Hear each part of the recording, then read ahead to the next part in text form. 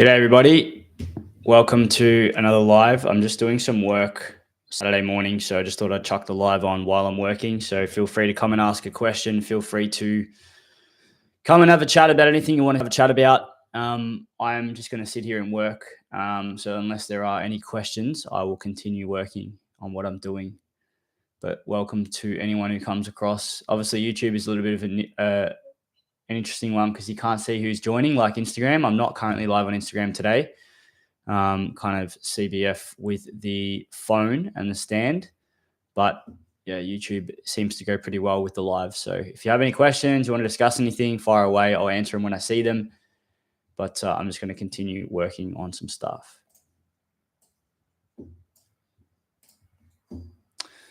I might chuck some maybe chuck some royalty-free sound on, but kind of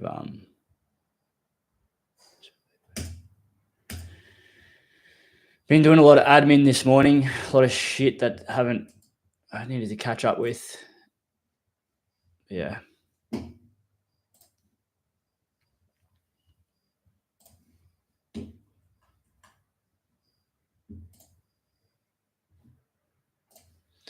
Might chuck this voice message from Steve on because I haven't listened to it yet.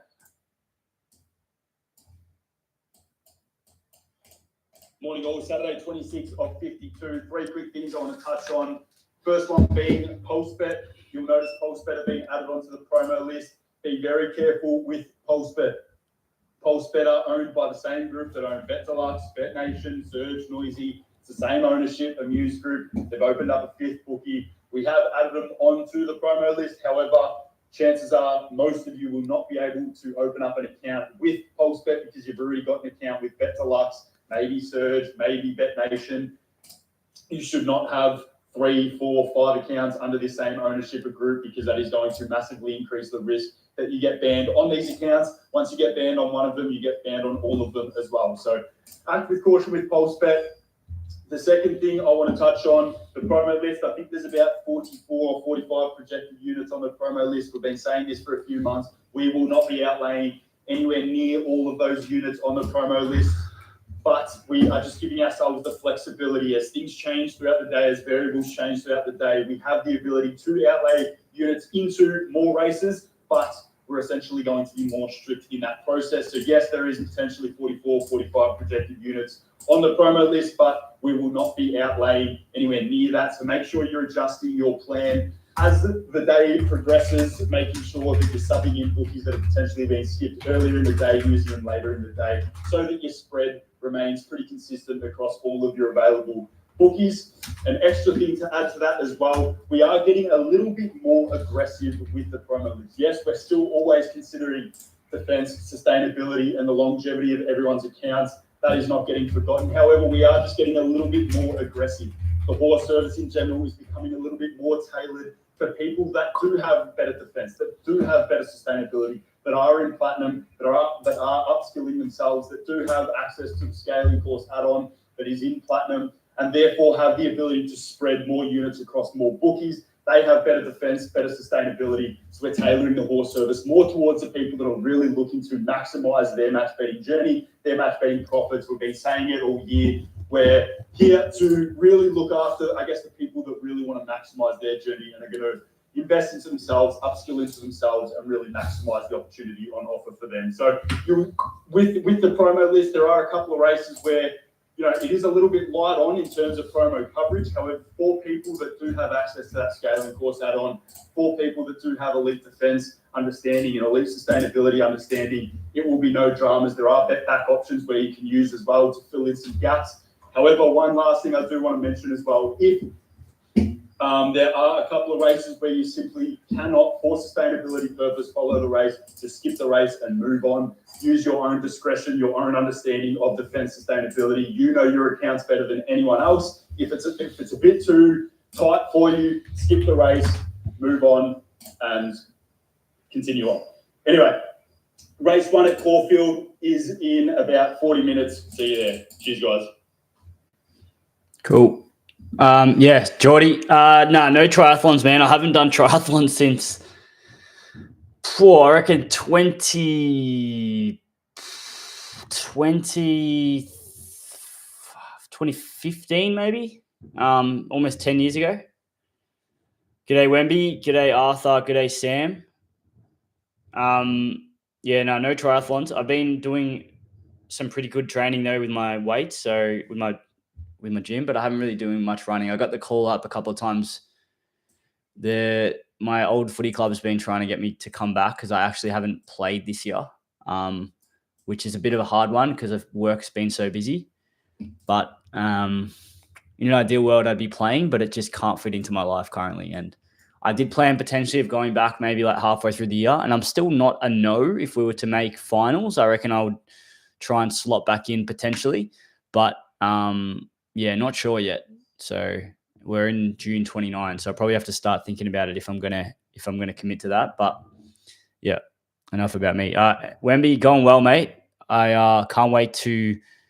I'm not going to see you, but Steve and Lenny are coming up to see you on Tuesday, so I'm keen to see how that goes. Morning, Wayne. But yeah, I'm just going to do some work. If you've just joined, I'm literally working here, and I'm not probably on the live to present anything. I'm just kind of here to work. And if you have any questions, feel free to ask them. I'm just updating. The Hustler Squad Spotify account. For those of you who are already following us and are pretty in tight with the community, you would be aware that we haven't deleted the Hustler Squad because we still have the website, obviously, which is annoying. But everything that's fallen from this point on is going to be under the system banner. And it's really confusing sometimes for potential members and members that, what's the Hustler Squad? What's this? What's that? It can be confusing. Originally, we started off as two different brands. I started the Hustler Squad with Kirabel, my best mate. And basically, that was where the free course and the Platinum Squad was. And then from there, about 6 months later, Tom and Steve got involved with the horse system, previously called Trumpy's Tips. I was kind of silent there behind the scenes. Publicly, we were two separate brands, two separate companies. And then over the past year, especially year and a half, we've essentially merged. The Hustler Squad branding's been completely deleted from any sort of public, and it's only the websites really that are left. But I was just filming a little voiceover for the Spotify because everyone who's still on the Hustler Squad Spotify, we have two different platforms for Spotify and our podcast, which is quite annoying. We have two different YouTubes. We're going to obviously be posting everything under the system banner. That will continue. So going forward, we're going to have the system brand at the top. Now, previously, the system was referred to as what we now know as the horse system. The system's a brand. And then under that, we're going to have free course, Platinum Squad, sports system, horse system, mentorship program. The system is no longer the horse system. So anyone watching this, if you can, and it ever comes up, if you are speaking about shit in the Discord, if you refer to the horse system now as the horse system rather than the system, that would be much appreciated, just to help everyone to understand what's going on. And we're going to do the same with our branding as well. So appreciate that. But anyone watching who's confused, that is currently being sorted. So just doing a little voice message to let everyone know that there'll be no further podcasts on that platform, and it'll be all posted on the system podcast on Spotify and Apple Podcasts, wherever you listen to, under that brand. So yeah, it's going to be a little bit of an interesting one because we have built essentially two audiences. We've got two Instagrams, two YouTubes, two Spotifys, whatever else.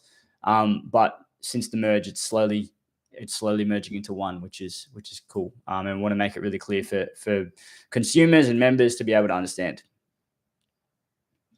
Yeah, nice. Wemby, you worked out where to go because Lenny's useless. And yeah, Geordie, I'm pretty sure they'll make finals. So it's kind of, I guess, up to me as to whether I want to go back or not. I still want to win a premiership. So I haven't won a senior premiership. So that's still on my bucket list, but sometimes you don't achieve everything that you get or want in life. So yeah. Just got to move on. Morning, Maro. Good to see the name change after last week.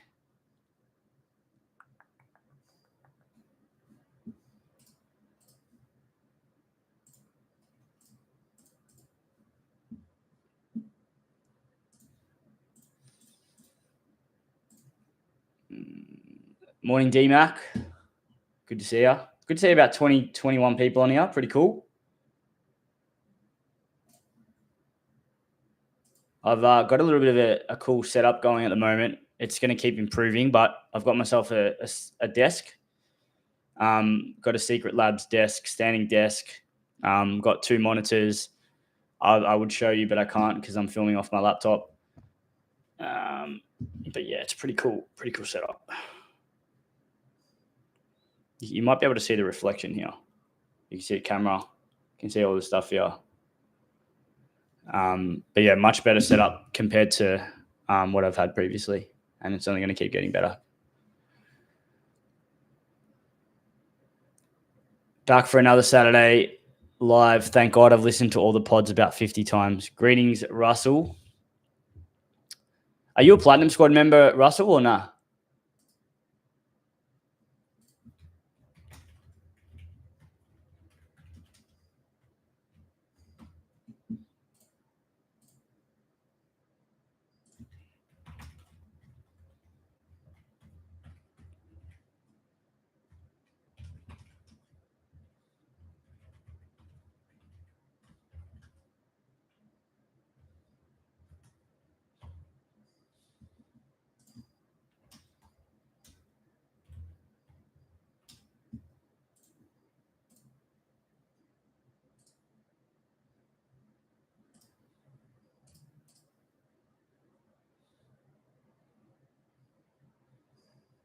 Yeah, nice, Russ. Yeah, that makes sense. Good work.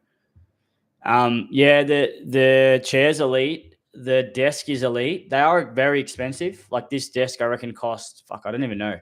I think it was like maybe 1,400 or 1,200 or something. Maybe 1,100. But yeah, I don't use the standing feature much, but yeah, it definitely does the job, and it's got a lot of space. So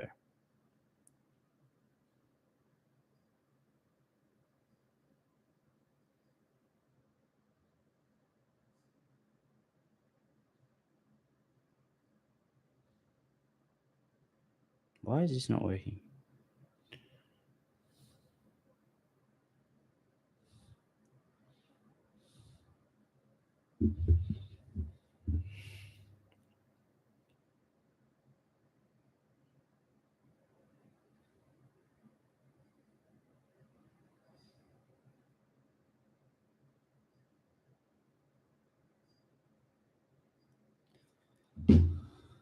All right, so what I was doing before, I'm looking for some sound to chuck over my voice message for this updated Spotify thing. So I'm on a royalty-free music platform at the moment, and I'm going to be playing some music. So feel free to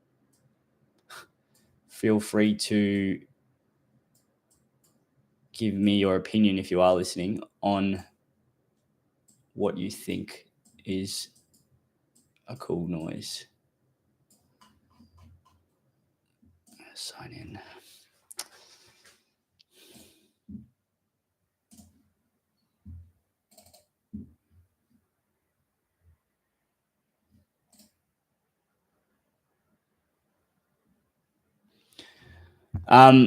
Yeah, Russ, what you should do is if you head into anyone who's kind of here and wants to protect their own name or whatever, just go into your Google account, which I assume is your YouTube account, and then you can change your name in there. I would highly encourage you to use either a Discord name like some of the members have done here, or whatever.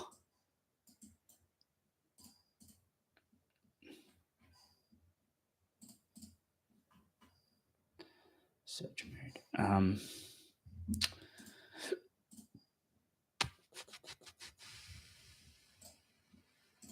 No worries, Roger.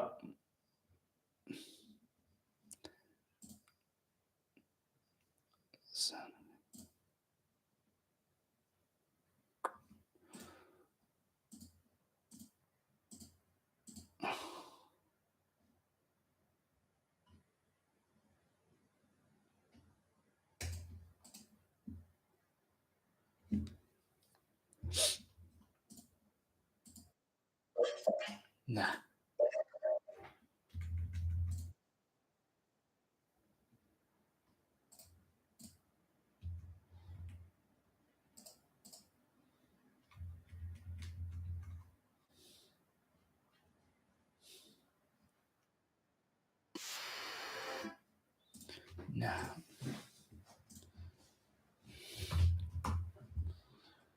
what's the?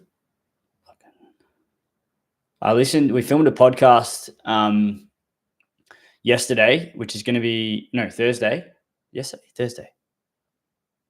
Thursday. And it's going to be pretty good. I think it's one of our best. But I just listened to it before because Nick's edited it, and I swear way too much. So I'm going to make an effort to swear less. Like mainly F-bombs. I don't drop C-bombs on camera. But if anyone's watching, do you reckon it matters if we swear? Do you reckon it's like less professional? Because someone texted me this week. He's like, you need to swear less. If you're going to be telling investors what to do, they don't take you seriously if you swear more. But I'm like, not sure I agree, because personally, yeah,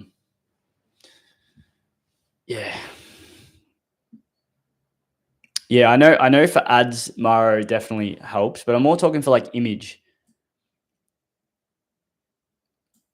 No, we're not doing race day vlogs anymore, Wemby. They're done. We don't want to be encourage any of that sort of monkey behavior of celebrating and stuff like that. That's, even though we know that it's unemotional, it's not the brand we want to be pushing anymore.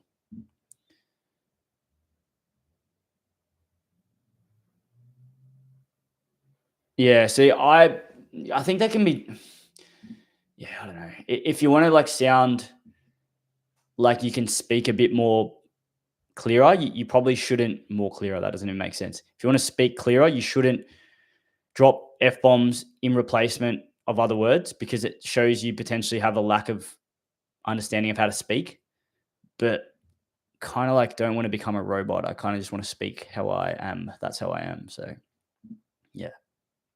yeah, correct. I agree with Sam, but at the same time, it's a tough one, because it's like, do I want to be this like perfectly presentable professional person who never swears, or do I want to be myself? And it's like, kind of, I want to mix between both.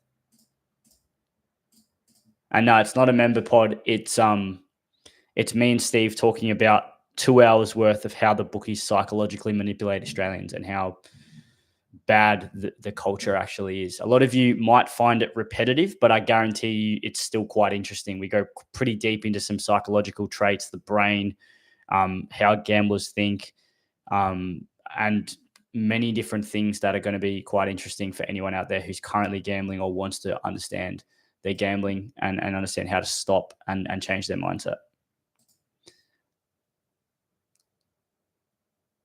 Actually, the use of profanity shows you have a larger than average vocabulary. Yeah, I don't know about that, but everyone can drop an F-bomb. I don't think that means you got a bigger vocabulary.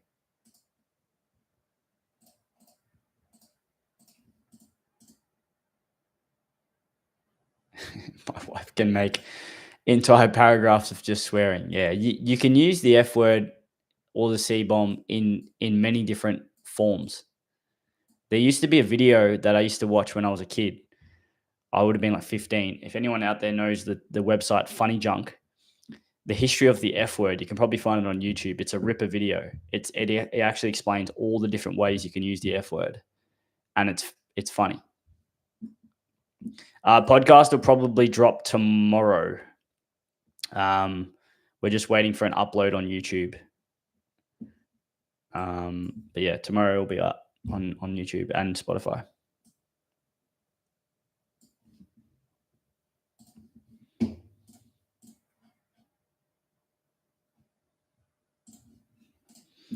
For anyone following the horse system today, just be aware that the first race is in 7 minutes. So make sure you don't get distracted on here if you're missing anything. Make sure you are ready to set up and go.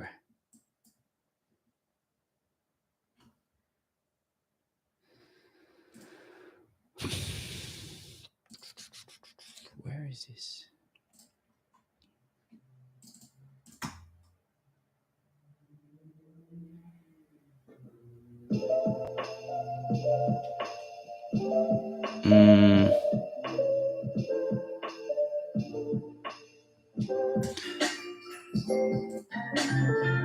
That's not terrible, but I don't really like it that much. No, too upbeat.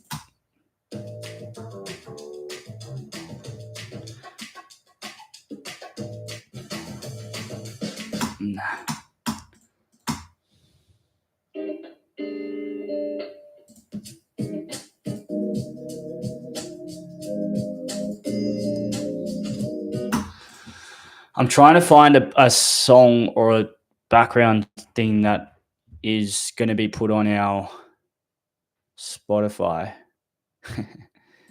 G'day, JTG. One of my favorites in the community. Should we post our vlog, JTG, of me and you driving in the car? I've not posted it because it's kind of like off topic. I should probably just make my own YouTube and just post whatever I want on there in terms of like my stuff. But I don't know if anyone would watch it. I think it's interesting, but like other people probably find it boring. Milan Wolfson. No, nothing's incriminating.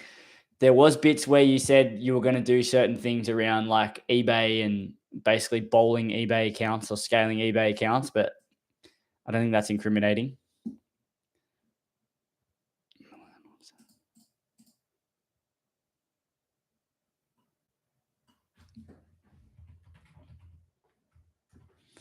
Okay, what type of is this?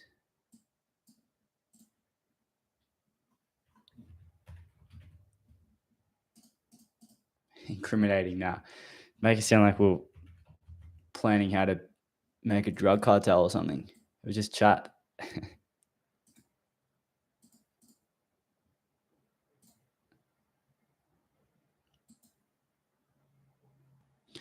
As a blend, you boys have individual personalities. People will be drawn to your authentic personalities. You guys are the brand and the mouthpiece. I wouldn't change. Yeah, cool. Post it if you want. I don't do eBay anymore anyways. Why don't you do eBay anymore? Not enough EV for your time. Making too much money match betting.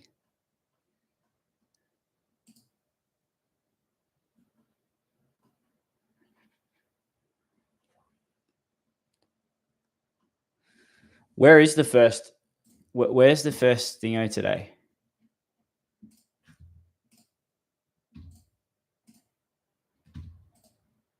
Caulfield, race 1. Okay. I am not tipping, so I am literally just sitting here.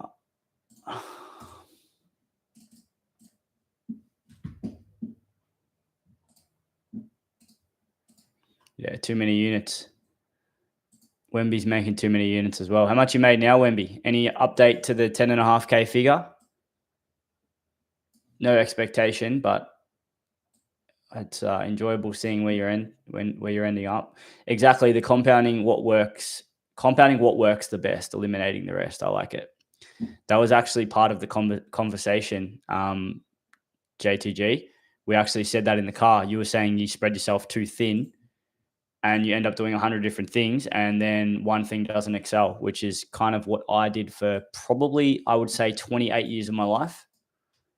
And then obviously I've scaled into this and I still try and do a lot more things, but I'd work out that doesn't ever work. So I kind of have, I guess, accepted that you can't do everything and you should only focus on a couple of things. Since the onboarding, how much have you made, Wemby? John Sutherland, I'm a big fan of what you guys do and I enjoy your content, but can I say I am incredibly disappointed you continue to make videos while driving. My best friend died from someone who was on their phone. It was really triggering. Yeah, sorry if that has triggered you, John. What I will say, man, and this should clear up any of your concerns, I do those videos, so that's mainly me. I've got a car holder in my car, and what I do is I put the phone on the car holder at the start of the drive, and I press like play like on the video, and I let the phone play through driving.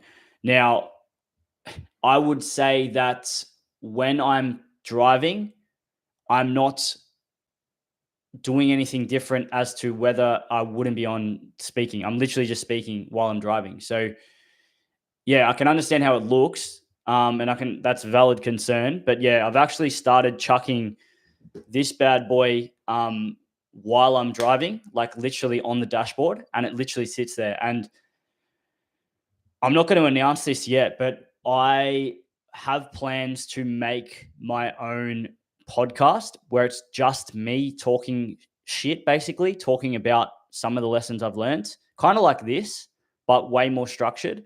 And then eventually I want to try and get, I guess, other people on there that have been super successful. That's a little bit of a side quest that I haven't started, but I've filmed the first episode. And how I filmed the first episode was I chucked this on my dashboard and I've literally just spoken on my way home or wherever I was driving to about my kind of story. And then after that, it's going to go more into other things. But yeah, I appreciate that stuff. John, I respect the fact that you've still commented that. And I understand it can look a bit silly, but there's actually no law that I'm breaking there. If you're turning on your car holder and you're not operating the phone while driving, it's actually not illegal. If I was to operate the phone while driving, then fair enough. But it doesn't get edited while I'm driving. It gets sent to the editor, or I'll go and edit it later. It's not getting filmed, and then I'm on my phone doing that. That's not what happens. But in saying that, I understand your point. No worries, Marcus.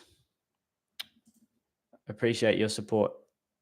$11,569 profit since the onboarding. That's nice. Is there a recommended bankroll for the mentorship? Yes, there is. You probably want to have.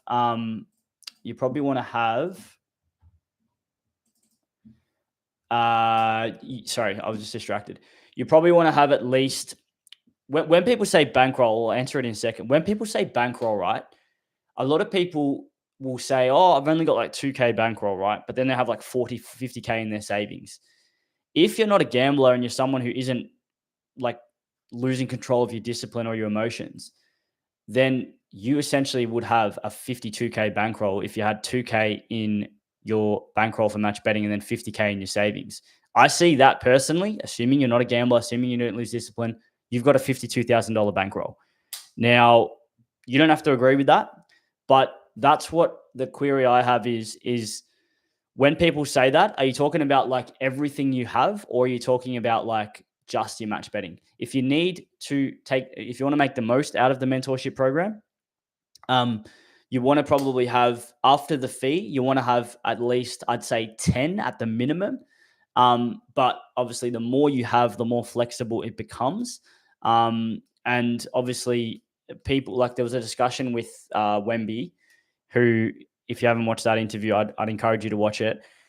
He was basically said, how much do I need? Same thing. And like Lenny and Wemby goes, well, I've freed up 10K out of my savings. And then he's like, well, that's great. But like, if you have a little bit more, it'll help you to fast track. Basically having a little bit more money gives you a bit more flexibility and then you can do it. So if you wanted to answer the question in a one word answer or a couple of words, I would say, after the fee, minimum 10K, but in an ideal world, you want to have at least sort of 20. And that would make things better. However, having said that, a lot of the stuff is like, well, you're going to learn, right? So you don't have to start making 20K a month, 10K a month straight away. You can sit there and just use the first month as learning. Like we say with the Platinum Squad, someone comes in with $500 bankroll, they join Platinum, but then they don't start betting for a month, but then they've leveraged that month to just learn the content because it takes time to settle in. Lenny's going to have a number of calls and meetings with you where he's going to explain all this stuff to you. So even if you were to not bet, or you were to continue doing what you're doing and just adding those extra things, that doesn't require more bankroll.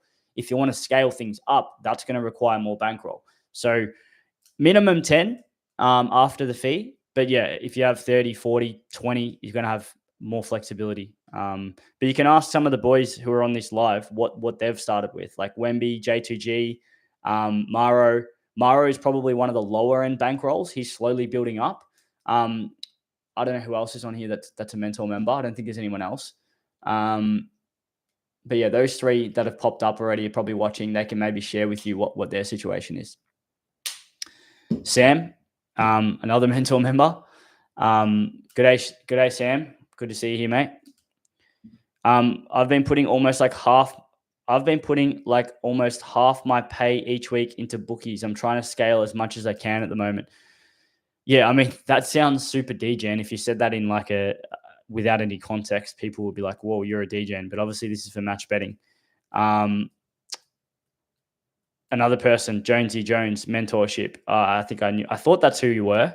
So there's 5 people in the mentorship program on this live that have actually said to 25% of the live are mentor members. Jonesy starting with 4K bank. J2G started with 3K bankroll, joined platinum, had 2K after that. I think he was more talking about the mentorship. Wemby, don't know the exact figure, but I had roughly 10K. Yeah, nice. Maro, I started with a 5K bankroll. Again, slowly building up, but yes, slowly but surely. Pretty sure in 3 months I will hit 10K. Not yet, but I will do. But will do. Yeah, nice.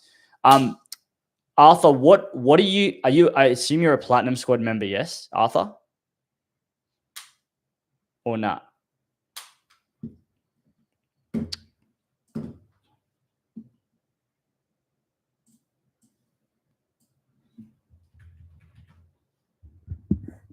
Let me get rid of this out of the way.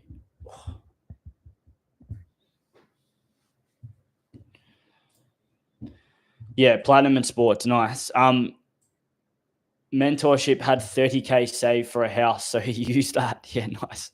We had this discussion last week. J2G was going to buy a house and then decided to join the mentorship instead and use that money as well. Oh, yeah. Fincher, yep. Yeah, so what's your bank? Are you like more than 10 or are you more than 20, more than 5? Like, what are you? Because there's no point like.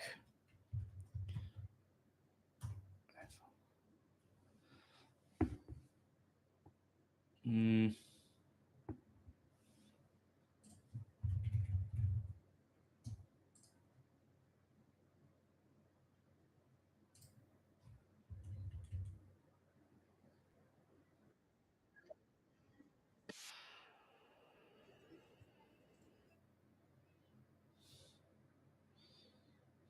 I'm just trying to find this soundtrack for. Not that.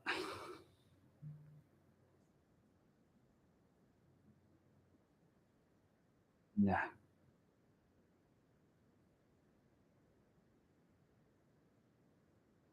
No worries, Wayne. Yeah, man. If you can't concentrate while you're listening, definitely go focus on your horse system following. Don't let me distract you. You can always watch it later.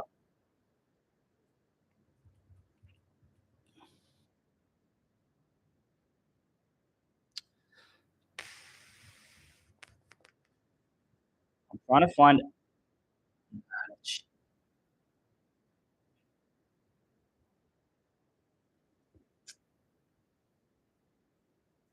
chill beats.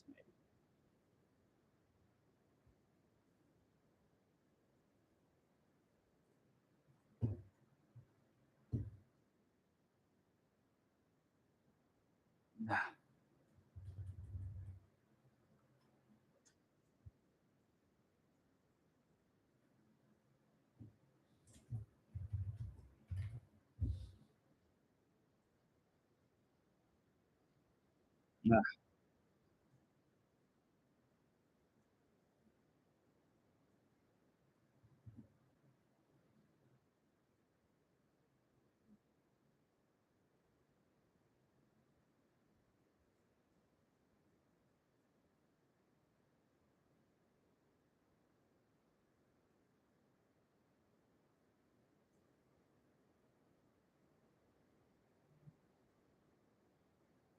Yeah, Arthur, if you've only got 5.5K, you're building it up every week, then you're definitely a little bit off.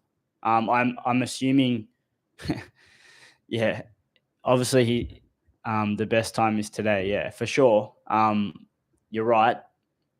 But if you can't afford the fee and or get involved with extra bankroll, it will make it hard. But yeah, is that 5.5K like not savings? Like, are you like talking about your savings as well? Like, because there are people out there that have literally gone and spent every cent of their savings for this. And when I used to match bet, I literally invested all my money into match betting because I was just like, this is the best opportunity in the world. Why the fuck would I not?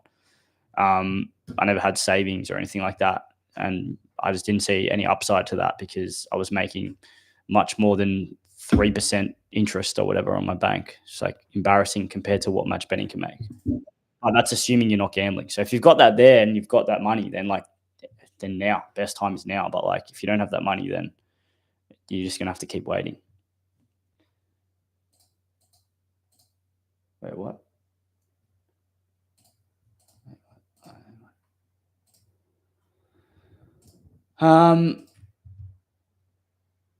You said you were going to speak your mind more. Do you think that the system brand will get any blowback at all? Julian M says buy houses. Yeah, I don't know what context that is, Julian. Are you talking about because I should have bought houses instead of match bet? J2G, I mean, me speaking my mind, I'm not going to go out there and start abusing people, but I want to speak my mind more about things outside of betting. But I mean, probably, but who cares really? Who cares if people have hated us for 4 years, so it's not going to change. But yeah, I mean, I'm not going to make us look stupid. I'm still going to always apply logic, critical thinking to everything I say. Yeah, Julian, I'm keen to know what you mean about buy houses. I'm keen to learn about houses. I'm not a homeowner. I obviously could buy houses, but I personally have chosen not to. Most of my money is going into this. Keeping it in the bank is the biggest waste. At my age, I have no experience. So I'm just going hard with it. Yeah, I mean, great stuff. It sounds like you're in a position where you just have to keep increasing that bankroll. Being logical sometimes makes the sheep angry. You're right. But unfortunately, I don't really care anymore. So don't mind the Graham Holm method. It's an interesting outlook. Kind of shitty for match betting, though. I have no idea what that is.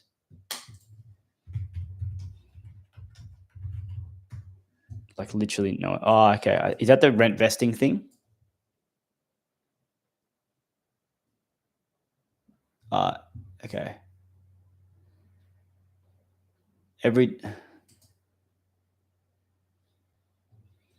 Yeah.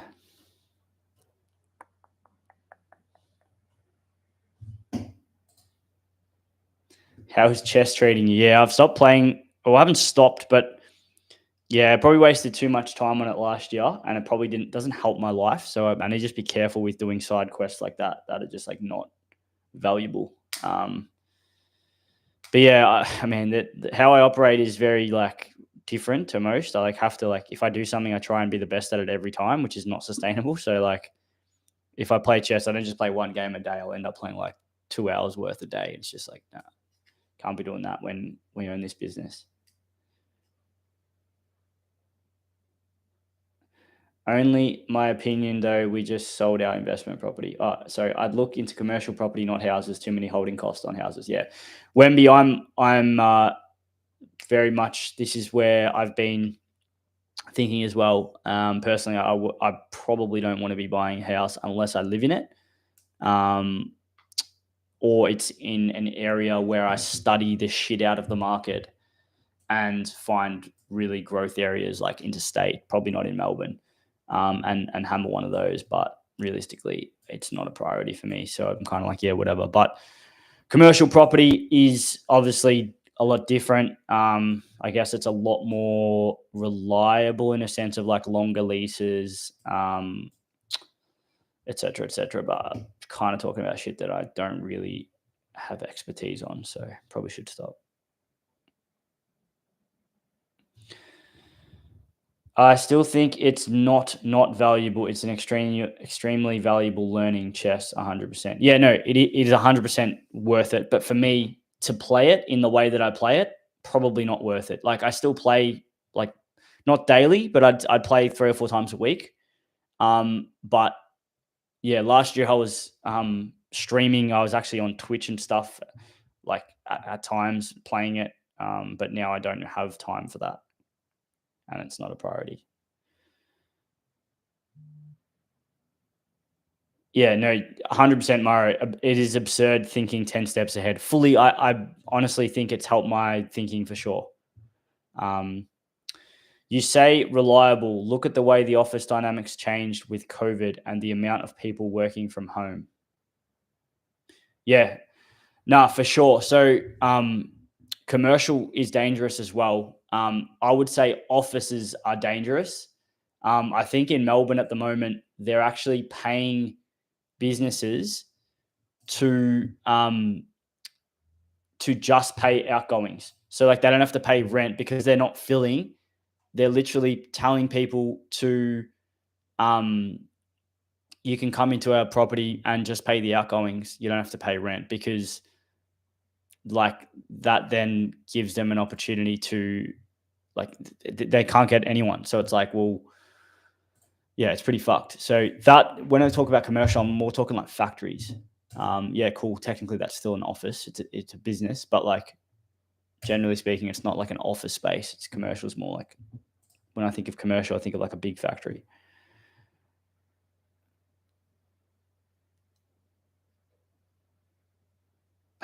Graham is a nuffy.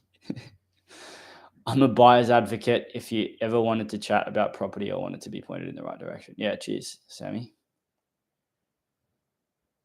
Yeah, factory is correct. Sorry, not office buildings. We just moved offices to a smaller one. Hybrid arrangements are killing office spaces. People don't need offices now. Nah, spot on. Fully.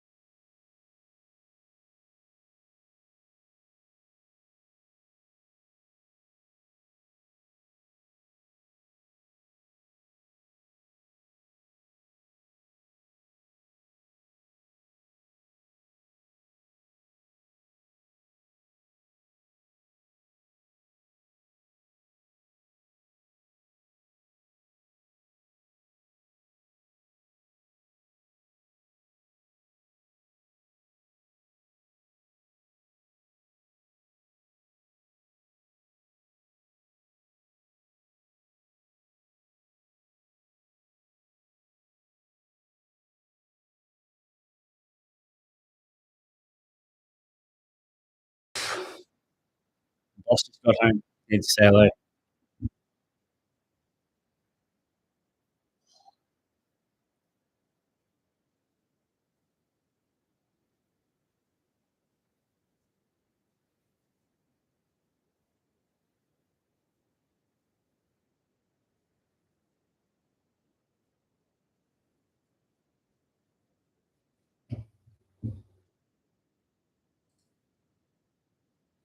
I know Uber drivers.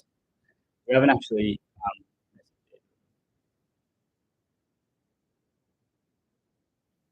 Low to medium residential property suffers the least from volatility and vacancy because the people that can't afford $1,000 rent a week to 500 property. Wait, low to medium can't afford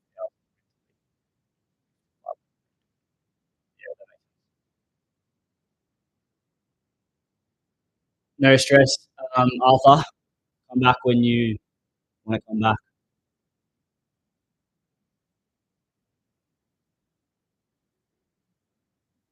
Factories and things are so expensive. I live in Cremorne and I've looked into a few in the area. I know a mill or a couple of mil for a few hundred units. But yeah, areas like that, man, are fully just like over like, high prices.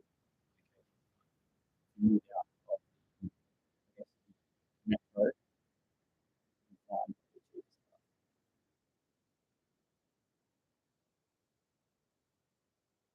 Yeah, I did a heap of end of financial. Wait, am I cutting out where?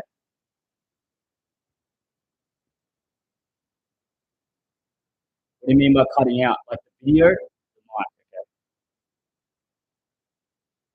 Give me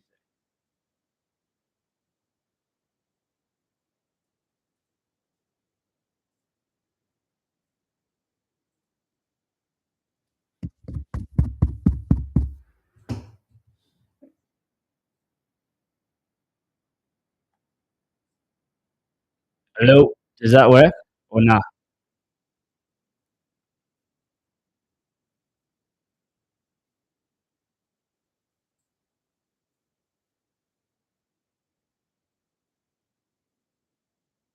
Yeah, this is what was happening with Steve when he was on his mic, on his laptop.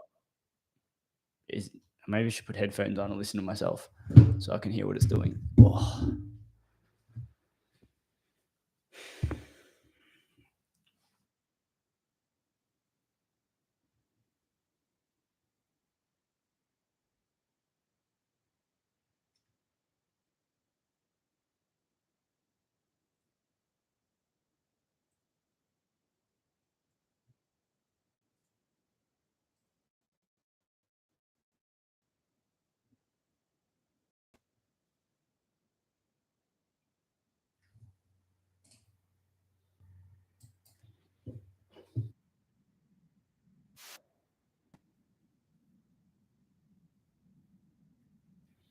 Yeah, so I just want to test it out. I'm just gonna speak into the microphone to have a listen because I don't know what you guys are talking about, so I'll try.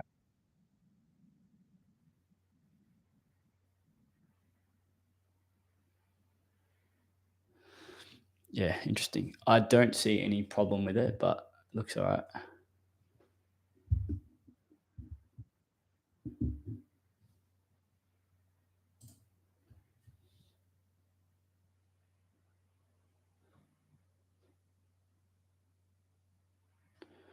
G'day, Yerd. He's called me PJ, so g'day, mate. I'll turn that off. Nice.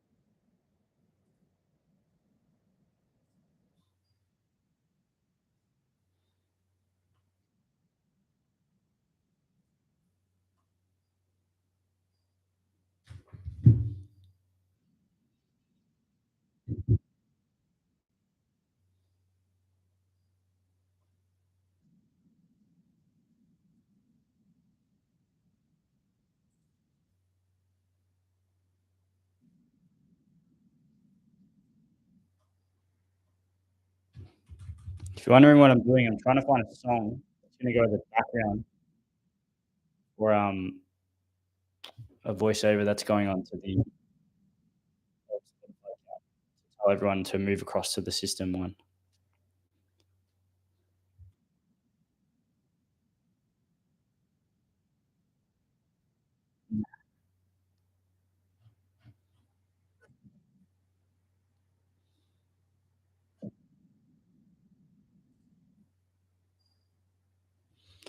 It's my personal YouTube is JP.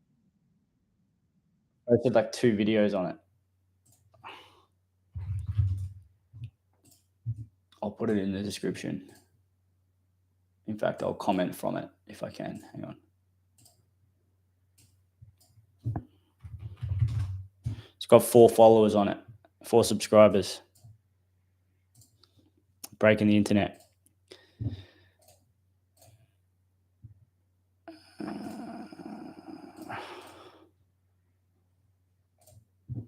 No, not really, but I will be in the next few months, hopefully just posting random shit on it.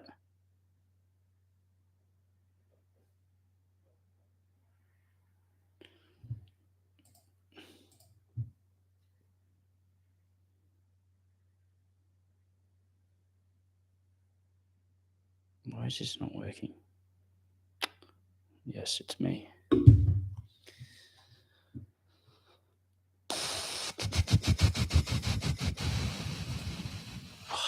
It's just JP. You probably won't be able to find it.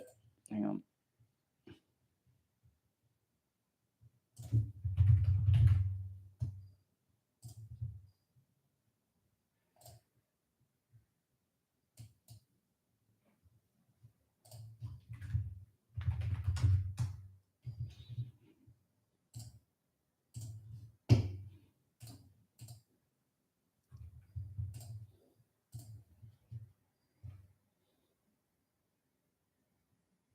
I got a total of 4 views on my 3 videos.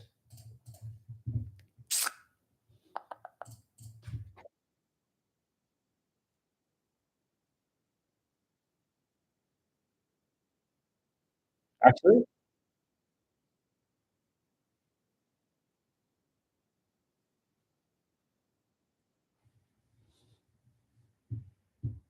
Yeah, right. Okay.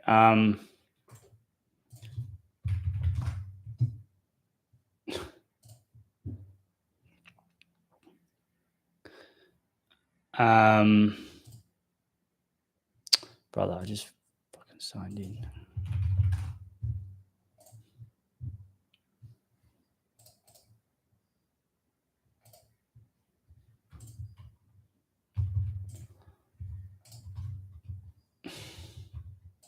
Does that work?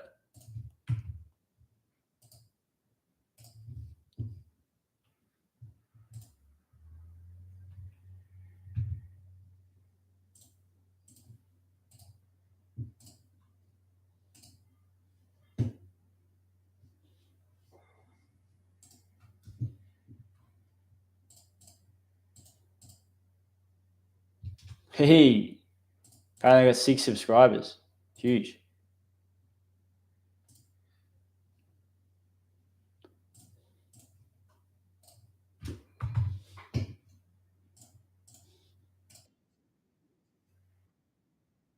Nice. Appreciate the support.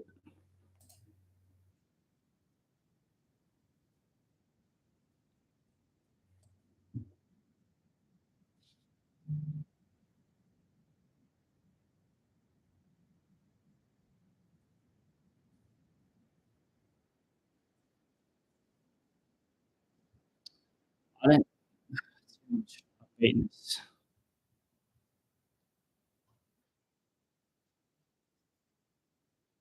Too sad.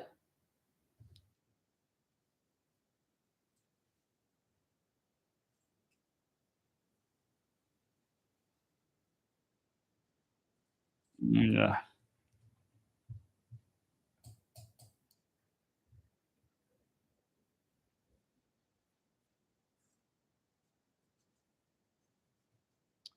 I don't know what I'm trying to find. Anyone know any like genres I should put as background?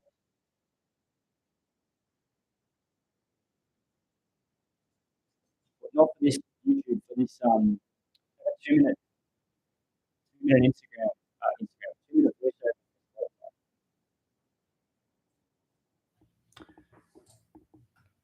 It goes for 2 minutes and 32 seconds.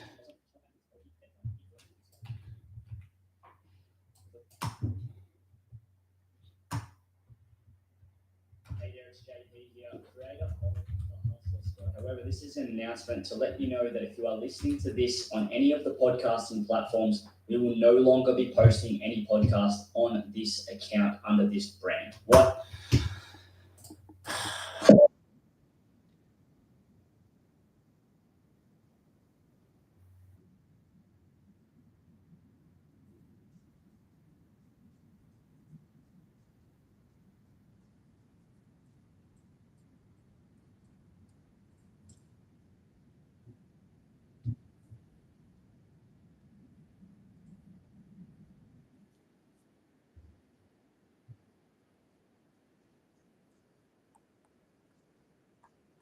Now that's the old. We're moving. We're making sure all the platform, the Spotify is posted under one banner. Lucky, not deleting the brand, but the Hustler Squad Spotify is no longer going to post anything anymore. It's going to be just under the system one.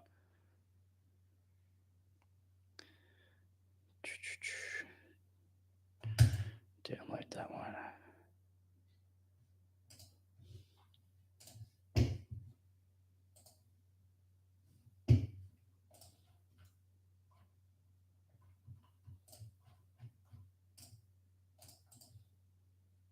Where is this gone? Desktops.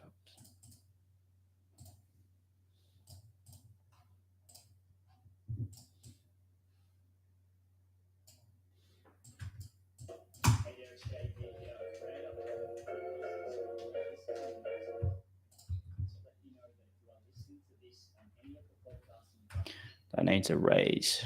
Gain 5. We will no longer be posting any podcast on this account under this brand. Why is that? Well, if you've been paying attention and you're already a member of the community, you probably already know this, but myself, it's way too loud. Hey there, it's JP here, creator of the Hustler Squad. However, this is an announcement to let you know that if you are listening to this on any of the podcasting platforms, we will no longer be posting any podcast on this account under this brand. Why is that? Well, if you've been too loud. Attention and you're already a member of the community, you probably already know this, but myself, Steve, and Tom have come together after originally being separately branded publicly. Originally, the Horse System was previously known as the System, and the Hustler Squad brand stood alone with the Free Course and the Platinum Squad. However, now that's not the case. Everything now falls under the System banner. That includes our Free Course, our Platinum Squad, our Sports System, our Horse System, and the Mentorship program. So going forward, all of our podcasts and everything else are going to be under that brand. So if you want to keep listening to this on any of the Spotify or podcasting platforms, head across to the System podcast on there. Put the links in the description. There, put the link.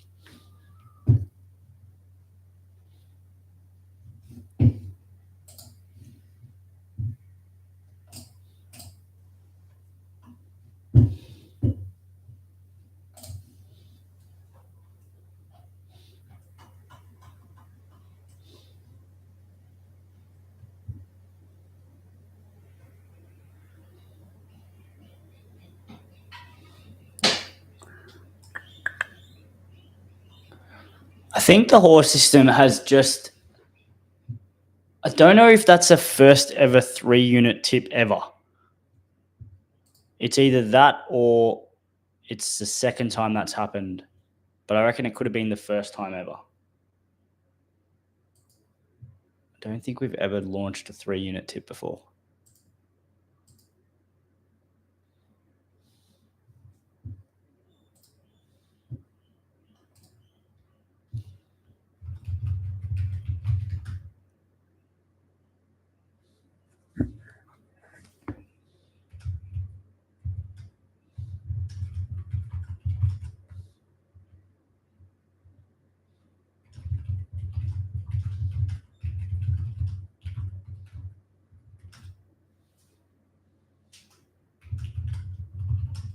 No, Steve's told me it was the second ever 3-unit tip.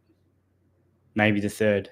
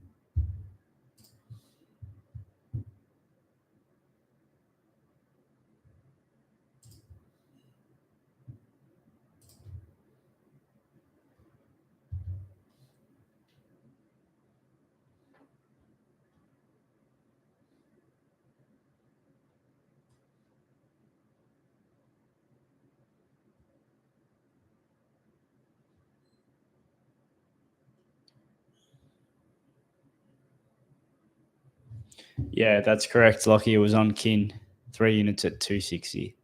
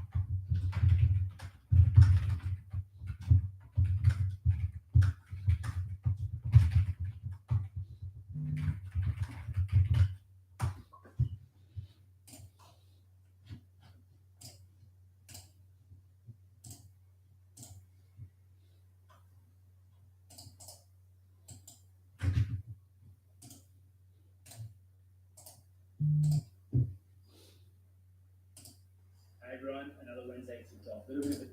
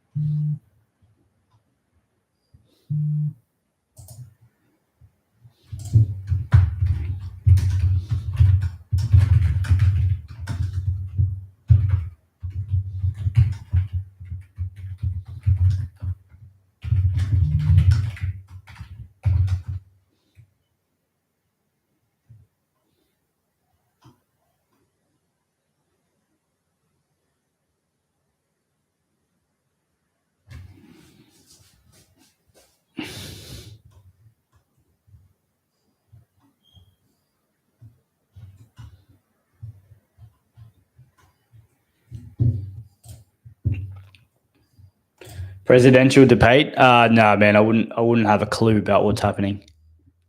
I would not have a single clue.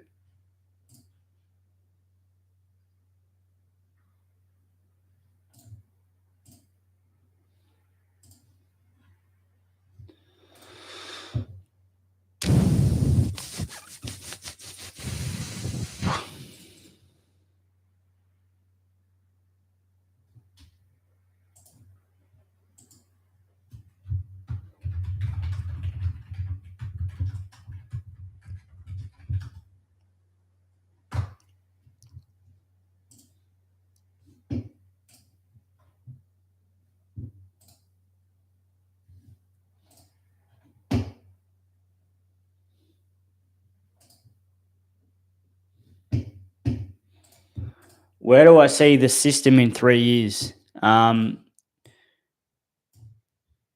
David, have you watched any of the videos I've been posting on my personal Instagram, or you haven't seen them? Just for context, so I can explain.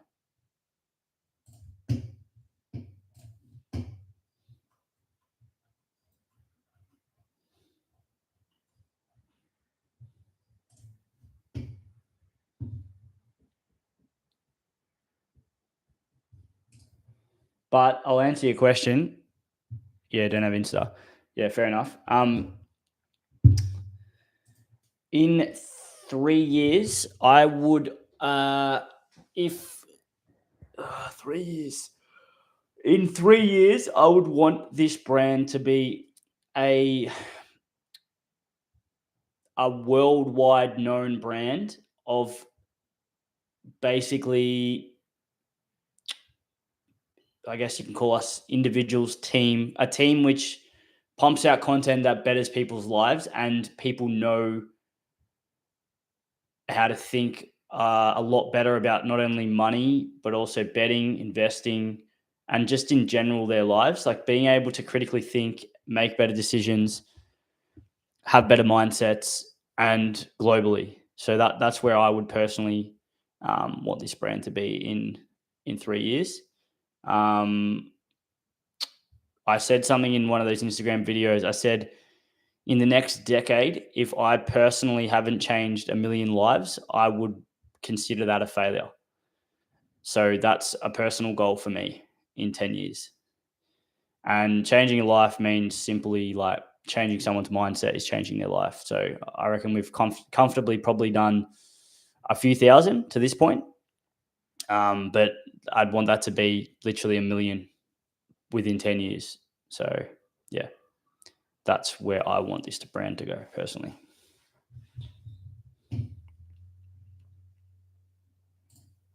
You can call me delusional if you want, but that's just how I operate, is just say things that are super, I mean, it's pretty far-fetched to change a million lives, but I personally don't see that as far-fetched. I just see that as like the progression of what is actually going to happen if this continues. On there, podcast on this system podcast on there. Put the links in the description, and if you want, put the links in the description.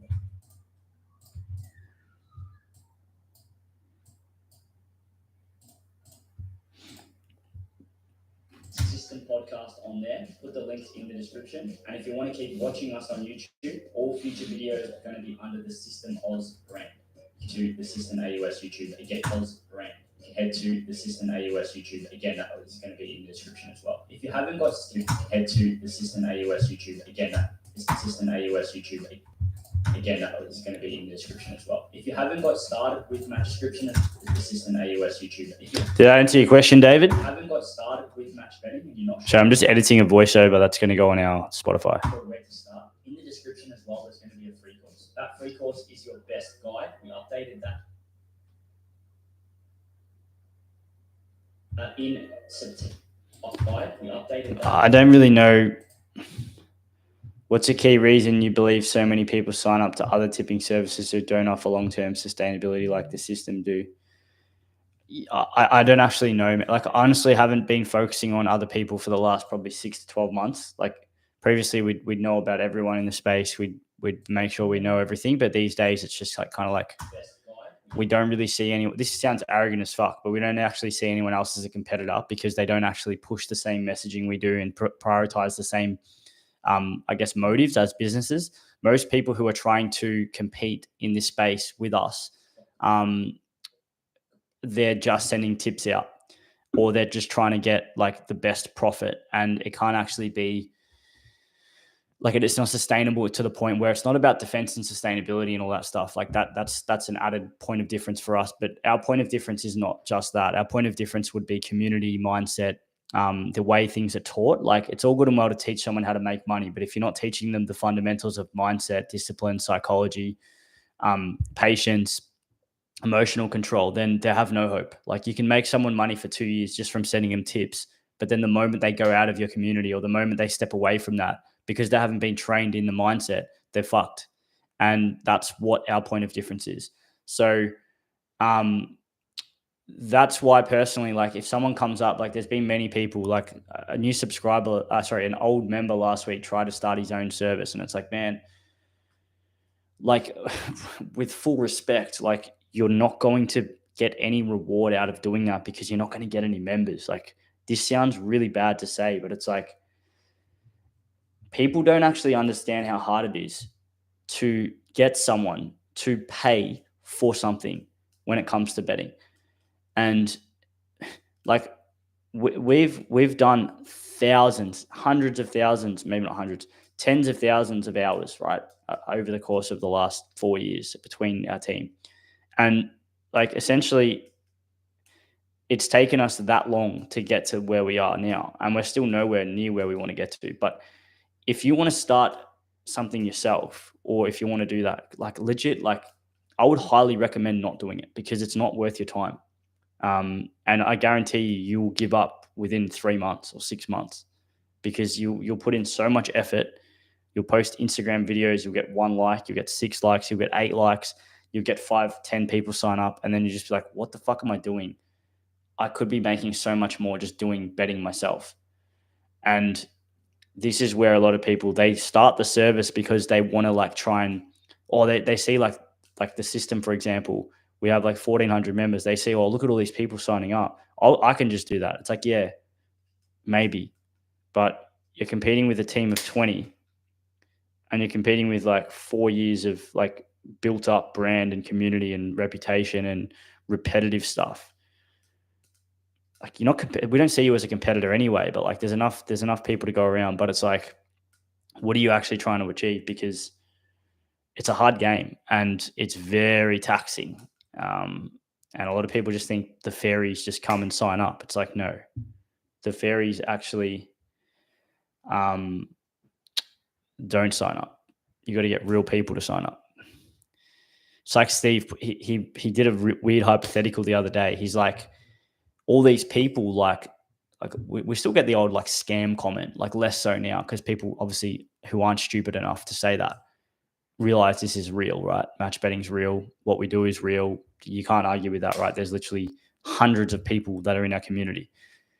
But then you still get the odd like, oh, you're a scam sort of thing. And that's just from a low IQ individual who can't really, I guess, pull apart what it is we do. But Steve's like, well, okay, let's just say we are a scam. Do you know how hard it is to actually get 3,500 people to sign up?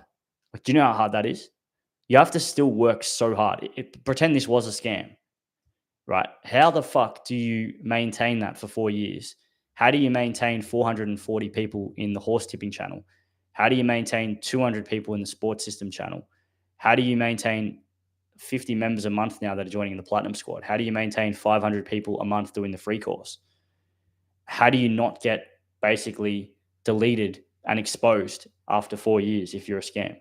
It's not possible because if you're a scam, your operation wouldn't rely on helping people. It wouldn't rely on giving someone a personal coach when they join a horse tipping channel. It wouldn't rely on doing member interviews. It wouldn't rely on all these things. Like people would expose us. And it's to the point now where like, if you do come into our community and try and expose us, you just get rinsed by the loyal members. Like you literally get attacked. It's like a cult. It's like going into a fucking lion cage in a zoo. And it's pretty cool. Like we don't want people to get attacked, but like if you want to like try and bring down our community, the members are going to roast you because they know it's real and it's helped them change their lives. So it's like yeah, whatever. But I don't know. Went off topic there, but sort of bold prediction, but got to aim high. I'd be curious to know what areas you'll branch out to beyond match betting, but understand if you want to talk about that. I think you mean don't want to talk about that. David, are you a member or not? I assume you're not a member because this comment obviously comes up and a lot of people just think, oh yeah, we're just match betting. Like, I don't know if you don't have Instagram, so you probably miss out on a lot of stuff. Are you a member? Have you consumed any of our content? Have you watched any podcasts? I would say we are well and truly already expanded outside of match betting. But a lot of people who don't know what we do or watch our content would have no clue about that. All you need to do is watch like Platinum Pete's podcast series. Like the guy's gone and now got like doubled his salary as a result of being involved in this community. And he didn't get that, trust me, from match betting.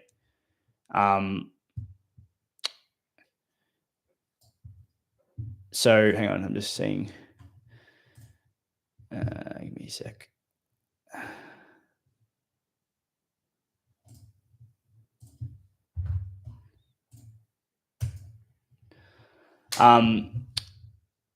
Yeah. So David, yeah, I assume you're not a member. That would be my guess. But if you are, happy to be wrong. But yeah, in Platinum Squad, for example, and all the Platinum Squad members, there's only 11 people on this live. They will kind of echo the fact that their content in Platinum is not match betting content in the first module. It's all about mindset, psychology, discipline, money management, investing stuff. I would argue that already is outside of match betting. Our podcast is outside of match betting. It's talking about thinking and mindset and stuff. That isn't match betting. You have to have that to be a successful match better, but that's not match betting. And if you have that general community vibe, mindset, I would say we're almost like a fucking life coaching platform, almost. Now, we're not going to ever be life coaches. I mean, I would actually want to do that maybe to a low amount of individuals and like take people on as mentees, but not currently. But we're more of a coaching platform than a match betting platform currently. And then our content's built around that. But in the future, man, this can go to anything. We'll eventually get into money for sure. We'll never become like financial advisors, but for sure we'll get into money. We'll get into the US. We can get into like, I don't know, schools and education, maybe even into like gambling prevention. There's a number of different options. Like I personally like, once you know how to, I guess, help people and know how to scale a business and make businesses and build teams, which we're probably still rookies at, you can kind of build that business in any market or industry. And personally, this is something that I laugh at a lot of people who think, oh yeah, if you took away the promos, you guys like wouldn't exist. It's like, I don't want to sit there and say you're an absolute idiot. You're fully wrong. We're doing so well, sort of thing, because that's just not a mature response. But that's the truth. It's like we will succeed knowing what we have been able to build here. We will succeed. I would back myself in most industries, just because we will win on work ethic. We'll win on understanding how to build shit. So yeah, I mean, the system brand can be anything, but right now it's that. So yeah, it's incredible. People have even lost weight from the mindset change in here, man. But it's not incredible. It's expected. This is always going to happen. Like when you change your mindset, that's what happens. Like everything else goes with it. So yeah, it may seem incredible to people outside of the community because, oh, how the fuck did you do that? You just send tips out, sort of thing. It's like, no, but if we just send tips out, we wouldn't have 20 people in our team. Like, why would we do that? It's a waste of money if we're just sending tips out. We can't pay 20 people to send tips out. Yeah, it was Just Think. Correct. It was Just Think.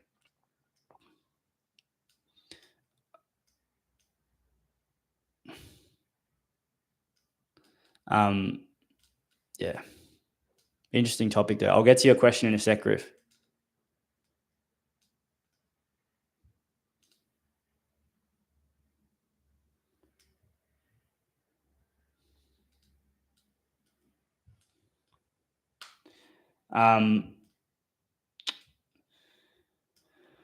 Sam, who else? Griff. Lots of talk or content around the mentorship at the moment. Do you get frustrated with people not seeing or taking the opportunity exists?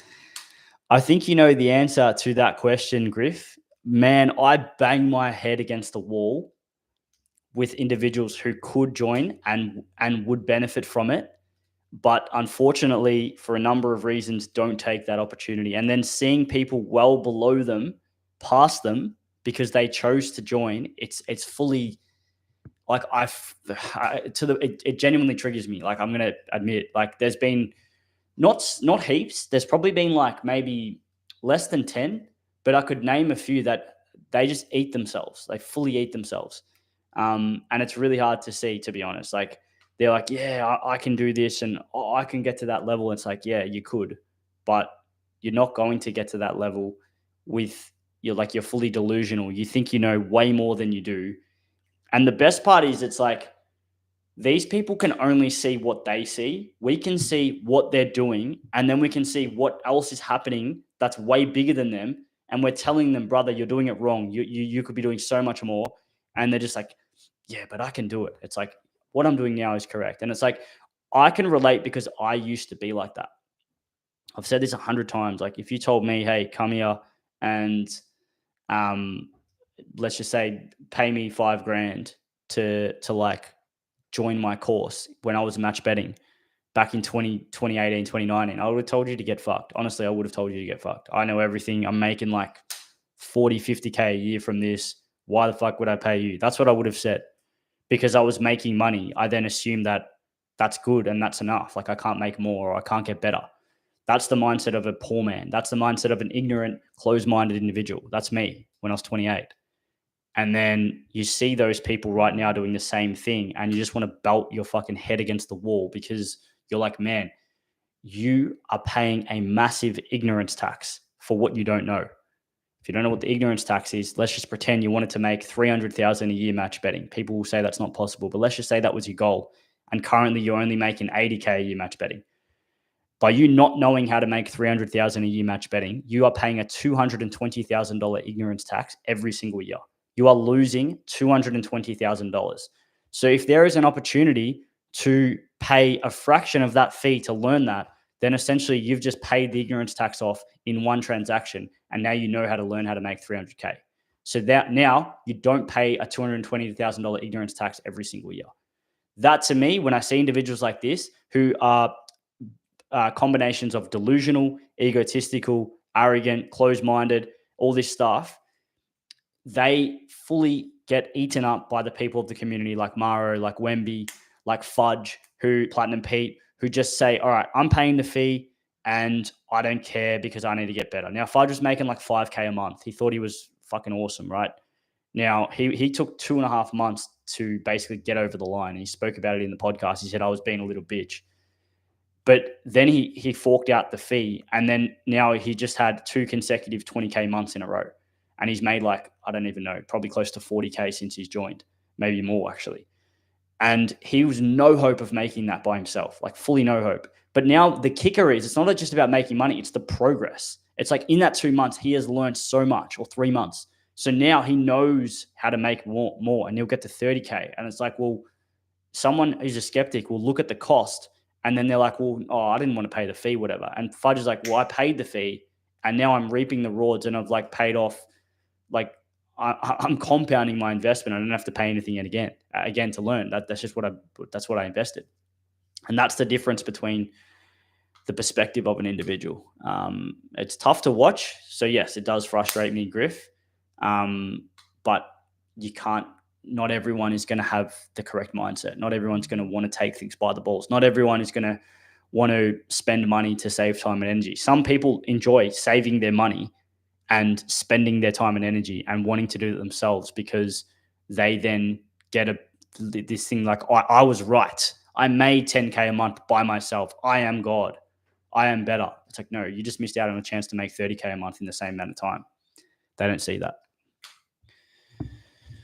Sorry, that was a rant. Can you expand on your thoughts on how well your content has improved in a 12-month span? So it's so good to see some of the stuff you boys are putting out. Yeah, I mean, I'm still very critical of our content. Like I've been I guess, what do you want to call it? Not the architect, but like the head of content since day one, like in terms of the directing of it. But I can't claim like I didn't do it. Like I've kind of helped the process, and Steve's helped the process massively as well. But it's just us maturing overall as business owners, as content creators, understanding how social media works, understanding what people want, understanding like there's so much shit that in content that you need to understand. That's like you could write a book about content and it never ends. Like there's always new trends. There's always, you got to do different things on different platforms. You got to start videos with engaging stuff. Otherwise people don't watch. You got to make sure you understand each platform's analytics. You got to understand like how thumbnails work. You understand how titling works. You got to understand like how audio sounds and videos and filming directions and camera angles and engagement and captions and all these things. Like there's still massive improvements. Like recently we've just gone on a brute force approach when it comes to like Instagram. And we're just pumping out 1 or 2 a day. And we've done that for now probably consistently 3 months. But I think the main upgrade has been in the consistency and the volume, but also our YouTube being a little bit more valuable for people. And that's, I guess, the biggest upside. I think a YouTube is way more valuable than an Instagram account. Well, yes and no. Like YouTube is, you get more long form people who you can actually show longer form content to. Whereas Instagram is more just like quick, short stuff where people's attention span isn't the greatest. It's good for conversion of leads and talking to people and getting members into the DMs and potential members. But YouTube, I think, is the main focus, and it's growing at a crazy rate. This week, I think we had 45 new subscribers on our YouTube, which sounds like nothing. But for context, I actually want to make a video about this week. And this is the kind of stuff that like I enjoy talking about, but I don't think a lot of people find interesting. I'll tell you how long it took us to get 1,000 subscribers on our YouTube. I reckon it took us 2.5 years. Let me have a look. Hang on. Lifetime.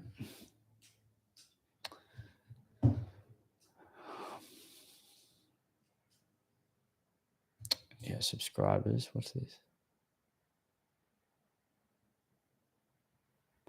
Yeah, so this is not showing me the total subscribers. I want to see total subscribers. I reckon we hit 1,000 subscribers in maybe like November last year. So that took us, we would have created this YouTube in 2021. So that's taken us 3 years or 2 years and 10 months or something. And then we've now since got an extra 700 subscribers in 7 months. So that'll keep compounding. I dare say, like, I'd want to be getting to 10K YouTube subscribers within 12 months. So that's another 8,300 people need to subscribe from now till 12 months. I think that should be a goal. But this shit compounds slowly. If you post more good content, you get more people. So yeah, I don't know. People probably find that shit boring.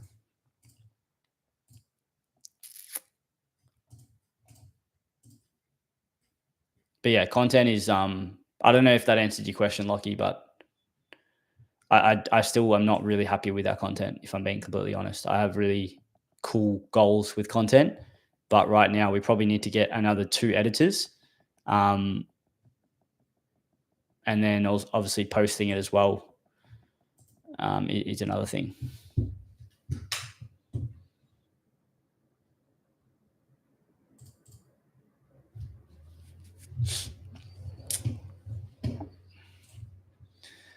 Well, it'll only get better for our community. Yeah, ego is a horrible thing a lot of the time. Yeah, for sure. It is.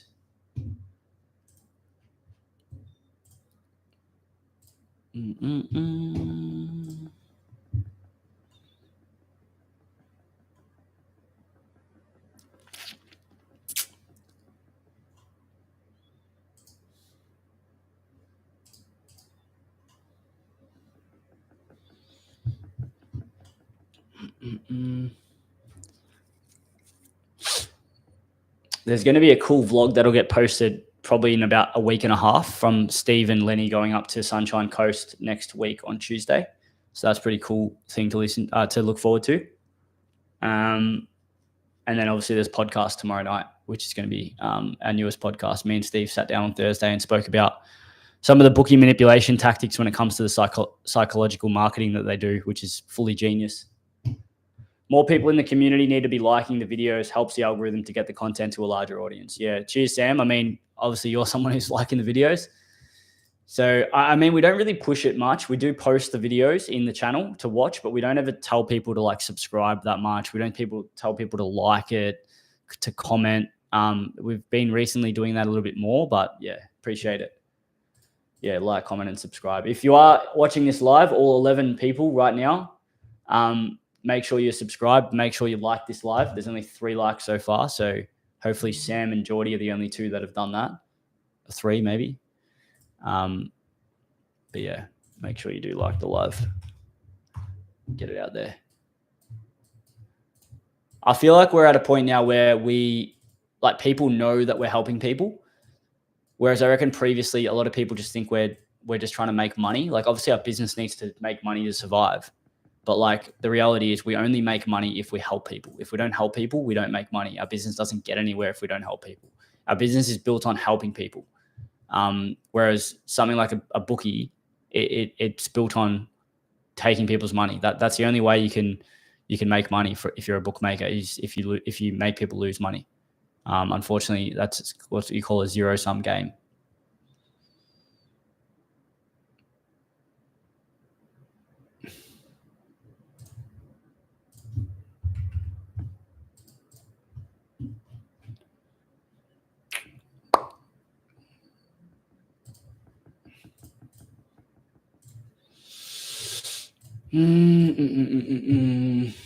Yeah, 7 likes. Appreciate everyone watching. Gone from 3 to 7.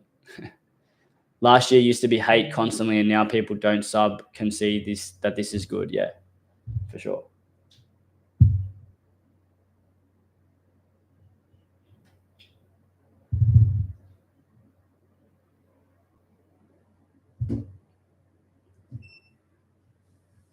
No, I know what you mean. It's like someone was on Twitter today. This was a funny one. Someone was on Twitter today who's obviously a disgruntled Platinum Squad member. Now, a lot of people will be like, why would you be talking about this? How can you have a disgruntled Platinum member if you have such a perfect product? And it's like, well, unfortunately, you'll never have 100%, I guess. People will never always, everyone will never be, I'll rephrase, you'll never satisfy 100% of people. And someone was on my Twitter roasting me. I'll read it out, actually. It's quite interesting because I replied to it. Normally, I don't reply to haters as of the last 2 weeks. But he wrote this. Give me 2 seconds to find it.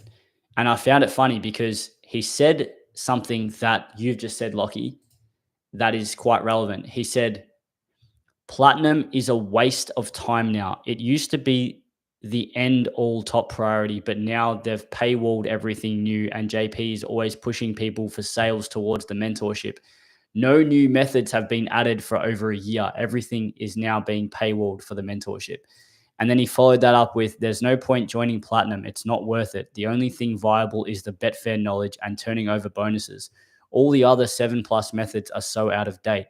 And by the way, they haven't added any new method as they save that for the mentorship, which is over 10K. Now, a couple of things there. Firstly, no new methods being added is fully false because we've added Platinum Squad members in this chat can actually tell you what methods have been added. But the best part about this is he's actually said it's a waste of time, don't join it, but the Betfair knowledge and turning over bonuses are really good. So a hater has said it's a waste of time, but it's still good. So that tells you that the product is actually good, but this guy's just salty at the fact that we've now invented a new product, which is a higher price that he obviously can't afford. And then he's getting triggered by the fact that he thinks our business is making way more money because there's now suddenly a mentorship program, which is over 10K, right? That is a sign of someone who, unfortunately, is letting his own emotions get involved with logic. Now, as a business owner and as a brand, we now are 100% pushing people towards the mentorship program. That doesn't mean that Platinum's useless. It means that people now have a pathway who are at the top, people in this chat right now that are actually working towards getting to that top level because it is so good. Compared to the Platinum Squad, yes, the mentorship is up there as way better because you are getting a personalized mentor to coach you. Now, for me personally, I would pay a few $100,000 for the stuff that is taught in that if I was to go back in time. But even so now, if someone was my personal business mentor, I would pay them $100K just to learn from them if they were way better than me. That's just how I operate. So I'd be thinking, fuck, if a business can provide that to me, I'm going to buy that. I'm going to join that. But that's my mindset.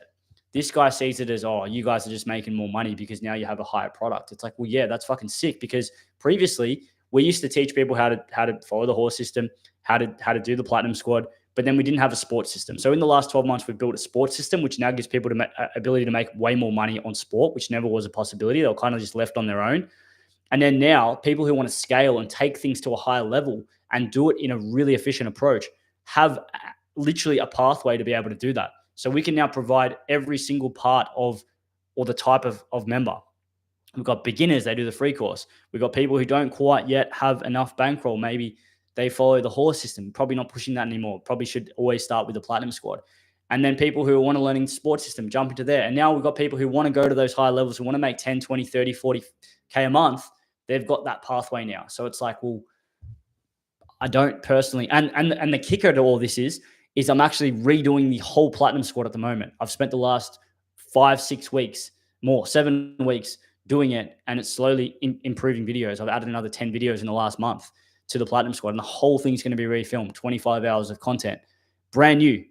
So like, this guy's obviously not connected to the community currently. I don't doubt he's a member, because he obviously is, referring to the Betfair stuff.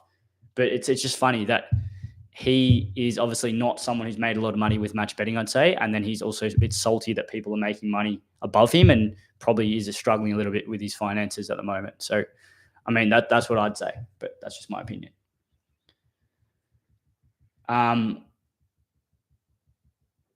20K plus another 10 in bankroll, excluding what's in the accounts for mentorship. 20K plus another 10K. 10 in the bankroll. Yeah, I'd say you'd probably want to have around 30 for sure. I reckon you're almost there, Geordie. Maybe send us another message on that account just to update where you're at, because I reckon you're almost ready to join.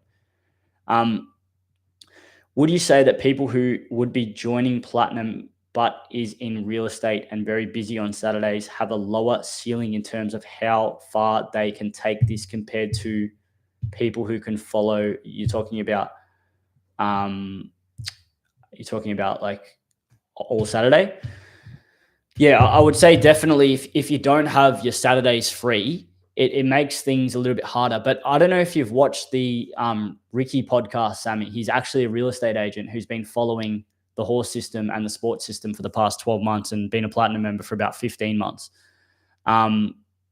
Yeah, man, like, if you want to make it work, you'll make it work. Make shit happen, hope shit happens. Like, he follows the horse tips on a Saturday while he's at inspections. I mean, man, if you want to make it work, it'll work. Otherwise, sports systems there, you don't have to follow next in run betting, and that's sort of sent out in advance. So there's ways to do things if you want to make them work. Jay, I might have missed it, but have you announced the winner for the competition for last week's Saturday Live? I have not. I need to do that. We are very poor at updating competitions. People probably think we don't ever actually honor them, but we do. It just takes sometimes a little bit of time to actually get them done. But that will probably be announced, I'd say, tomorrow. Yeah. Far out. There's a lot of comments, actually. Well, cool. I'll have to read through them. In fact, I might read through them now.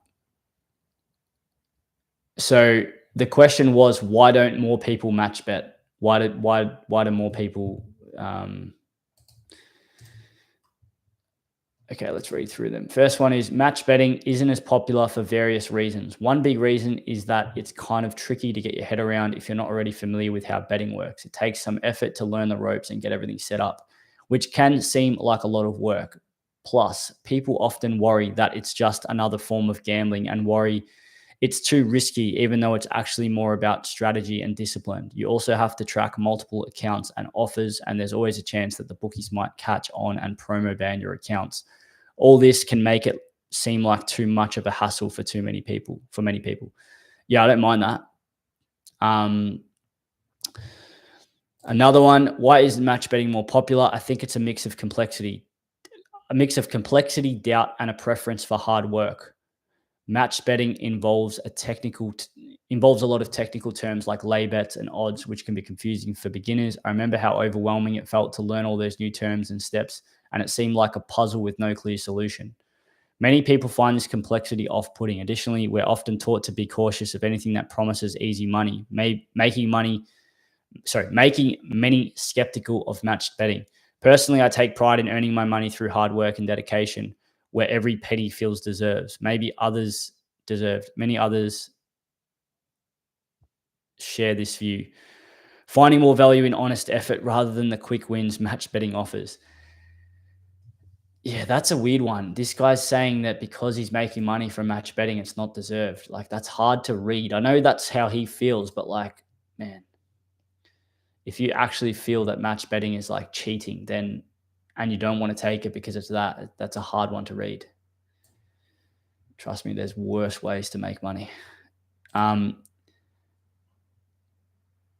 more thing, when you read the comments, you have to sort them by newest first, not top comments, because if you select them sorted by top comments, not all comments will show up.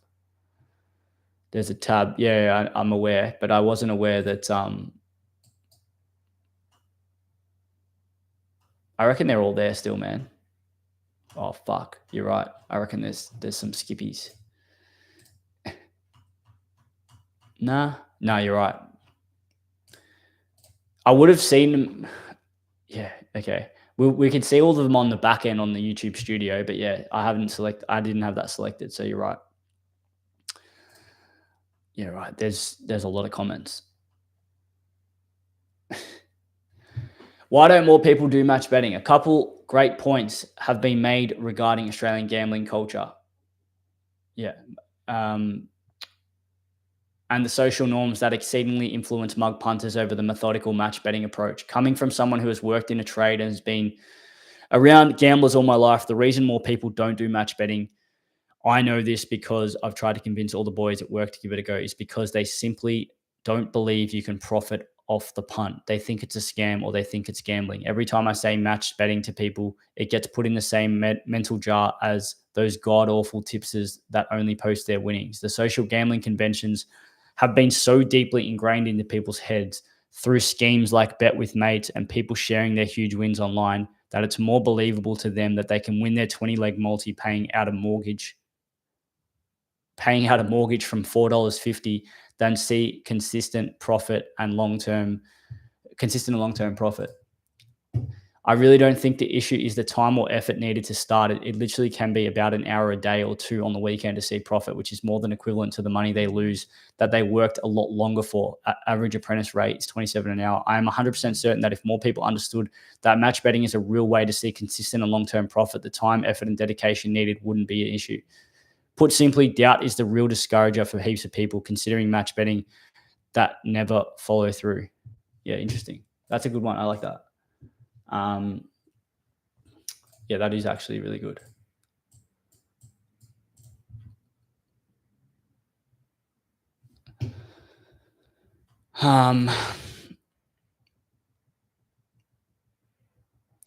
Thanks for these Saturday lives. Always learn something. I've got to get my backside into gear and complete the platinum course so I can get the mentorship. Nice.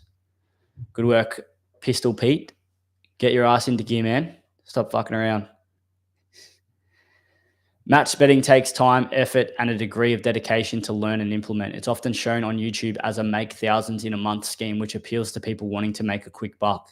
Then they find out they have to put effort in that takes time. For some, that time is not a priority versus placing a bet and having the chance to win big. I suspect this laziness is what makes punting appealing. Big win for little to no effort. It's why punters chase losses. It's the promise of easy money versus match betting taking effort. Yeah, I like that as well. That's from Wayne. Already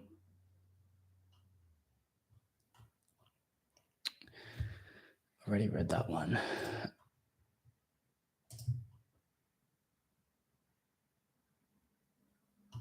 That one's good. Match betting isn't as popular as traditional gambling in Australia, largely because it doesn't fit with the usual high energy, high stakes betting culture. Most people get caught up in the excitement of big, flashy wins, even if they're rare, and the social aspect of sharing bet slips with friends, even if they're mostly losses. This thrill-seeking behavior is reinforced by ads and influencers who make traditional betting seem like a quick way to big rewards. In contrast, match betting takes a quieter, more methodical approach. It requires patience and a bit of know-how, which can seem daunting or just plain boring to someone looking for a quick adrenaline rush. While it offers a steadier path to profit, it lacks the immediate high of a risky bet, which is often what draws people in. Yeah, that's elite. These are fucking going to be hard to separate.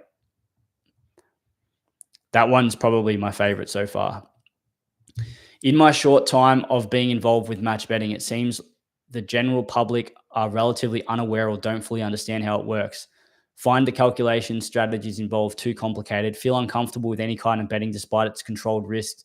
risk. If I look back on why I used to mug bet, mostly just on multis, it gave me more engagement. If you're watching the game, you can share or talk about the bets with your mates, with the possibility of turning $5 into 900, giving you a massive rush, which is very appealing and a lot easier than studying a system for weeks, making little profit. Yeah, spot on. So there's many reasons why people aren't doing match betting. A slice of the pie would go to some people.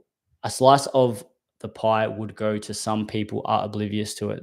Their algorithm would never send them to it. Yeah, that's spot on. The system in match betting requires hard work and discipline. This is my second attempt at the system. Rejoined last week of December. Started with 800, and to get where I am now has been a grind. Starting at a $10 unit size and low capital in a negative EV period was extremely stressful.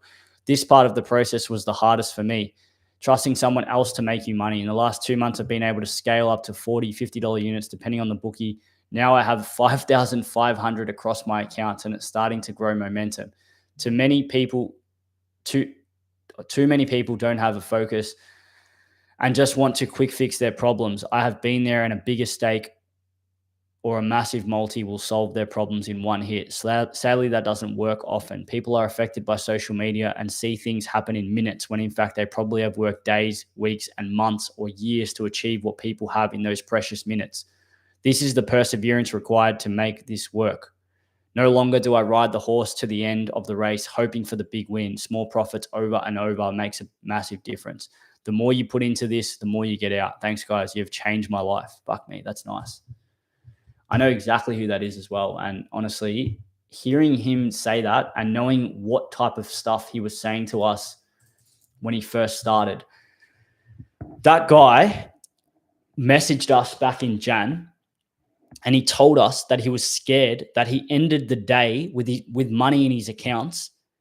And usually when that happens, he thought he was going to get banned, because every single time he finished his day as a punter on a Saturday, he would have nothing in his accounts normally as a gambler. And then he was getting scared that at the end of a Saturday, he'd have money in his accounts. And that would be the reality for so many punters out there who literally are, at the end of the day, they expect to have nothing in their account, which is pretty sad. But this guy literally said to us after like a month, he still made no money. He's like, am I going to get banned? I'm going to get banned. Like, man, no, you're not going to get banned. Like you have years of history of gambling. You're not going to suddenly get banned because you've got money in your account at the end of a Saturday. Like, this is the kind of stuff that the bookies like kind of, they breed into your brain. So that's a really cool comment by that person. Stoop, it's the thrill of the chase and the high risk, high return behavior, which is ingrained in Aussie culture. Look outside punting to confirm that. Driver behavior, drug taking, drinking, even our recreational pursuits, looking for the rush, a quick high, bragging rights, win or lose, or a chance at glory. This is at complete odds with match betting, which requires knowledge, method, discipline, patience. It takes time and effort, which few punters can be asked with. When you can whack on a quick punt and be done, despite the odds being against you, a payout and having a little or no edge, craving this. Despite the odds being against you, a payout and having little or no edge, the craving is satisfied with being on it. That and the rush from the anticipation of a possible win. The irony is, if everyone was match betting and there were no true punters, the bookies would go bust. This is confirmed when you consider promo bans. If you appear to be taking away the bookie's edge, the edge is taken away from you. Keep up the good fight, team, which includes all of your followers. You have quite the army going on. Yeah, sick.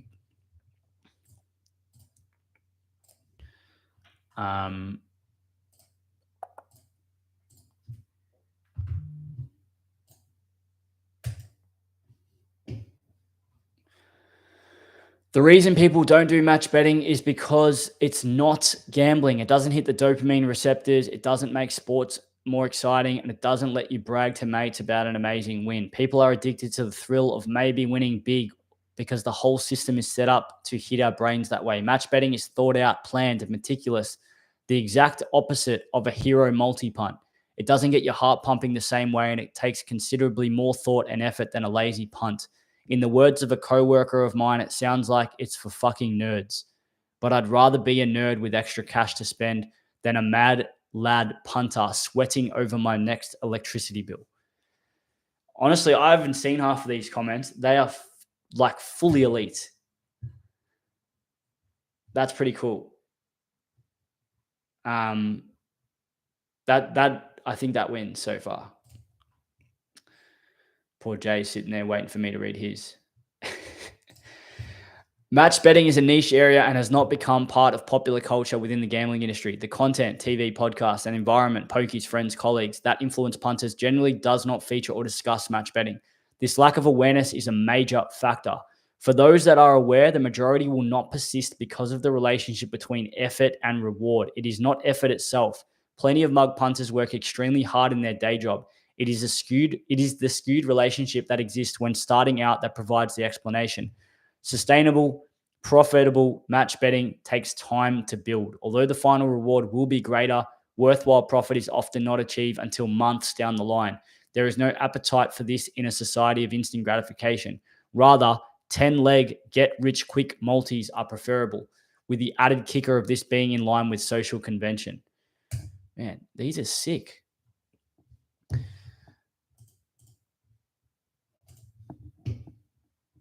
I think a lot of it comes down to the psychological allure of gambling. The thrill of chance and the anticipation of a big win gives you that dopamine hit in a way that match betting doesn't, or definitely not to the same degree. Immediate gratification versus complexity and perceived effort required to understand and implement match betting. Some people probably come across the system content and understand that it makes more logical sense than gambling, but denial kicks in because they don't want to give up a habit that they've come to rely on as an escape from everyday life stresses. Yeah, these are sick. Honestly, I did not expect so many good comments, some deep ones as well. Humans being humans, we will stay the same unless we are influenced by other humans. We then have to make a choice if we want to change because of that influence. People who get exposed to match betting have that choice. Most people make the wrong choice. Yeah, that's elite.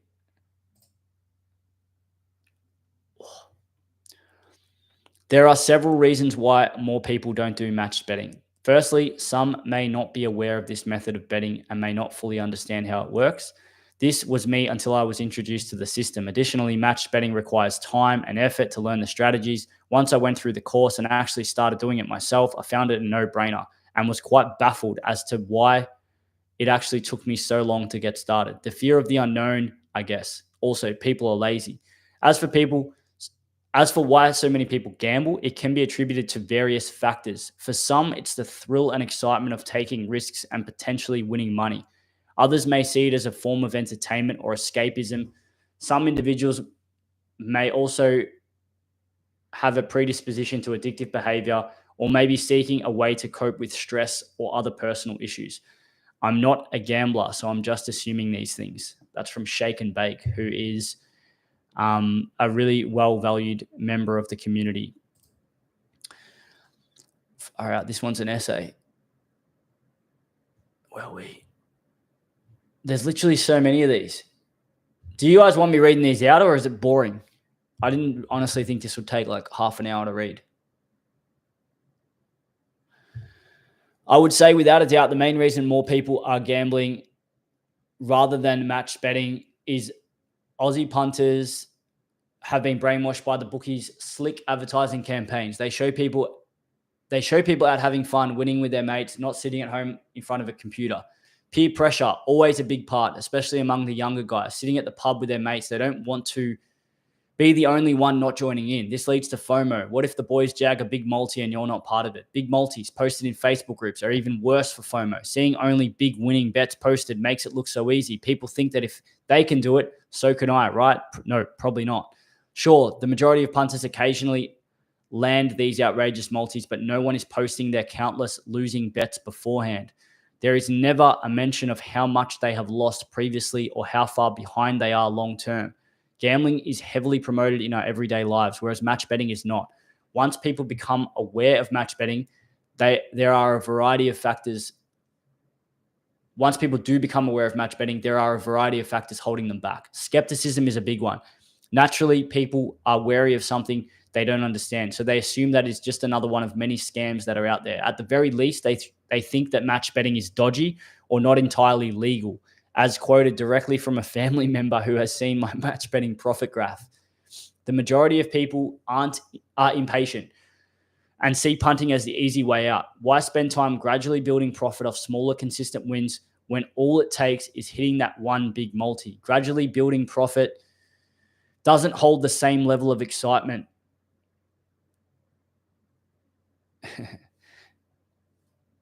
Why spend time gradually building profit off smaller, consistent wins when all it takes is hitting that one big multi? Gradually building profit doesn't hold the same level of excitement or bragging rights as jagging that 25-leg multi.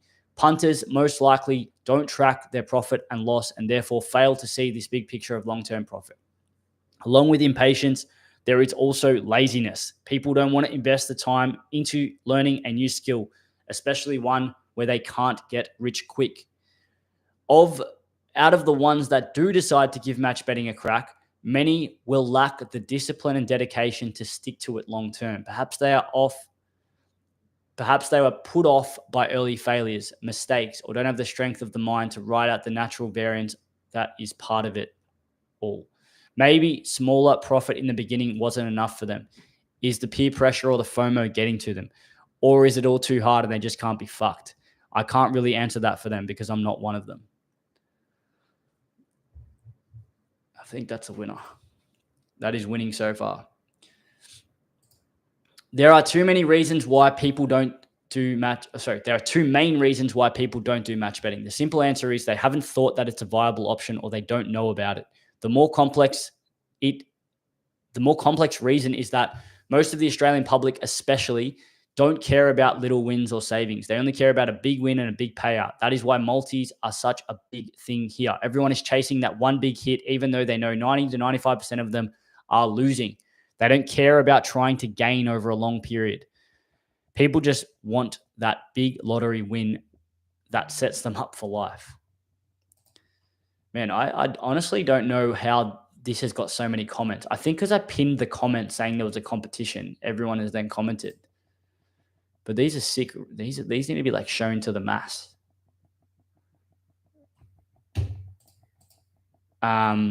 Free audio book.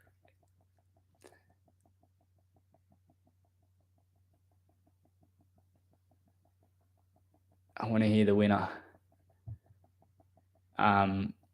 We're based in Melbourne. Wait, what did I post on the story?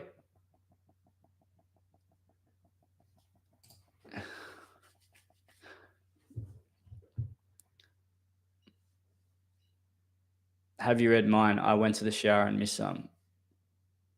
Oh, yeah, no shit. Yeah. I did do that. That was on like Monday or something, or Saturday. Can't remember. What's wrong with our IG? So much engagement. Yeah, I would actually say our IG is not that good. We don't get that much engagement because we've been using it. I don't know what it is. We only get like 10 likes and stuff, 15 likes on some of the posts. It's a bit of a puzzling thing. I don't know if it's because we're using a social media planning app or it's because the content is shit. I don't know. But some of the content goes off, and then some of the more like, I guess, non-clickbaity content doesn't go as well. But yeah, we've had 47 TikTok accounts banned, Jay. It's how we built this business back in 2021 and 2022. Literally probably double our audience in about a week. But unfortunately, it hates any content relating to gambling. So it just assumes that we are gambling and it gets banned pretty quick. So we've had something like 47 accounts banned. Yeah, I've got my own personal account, which I don't post much gambling stuff on or betting stuff.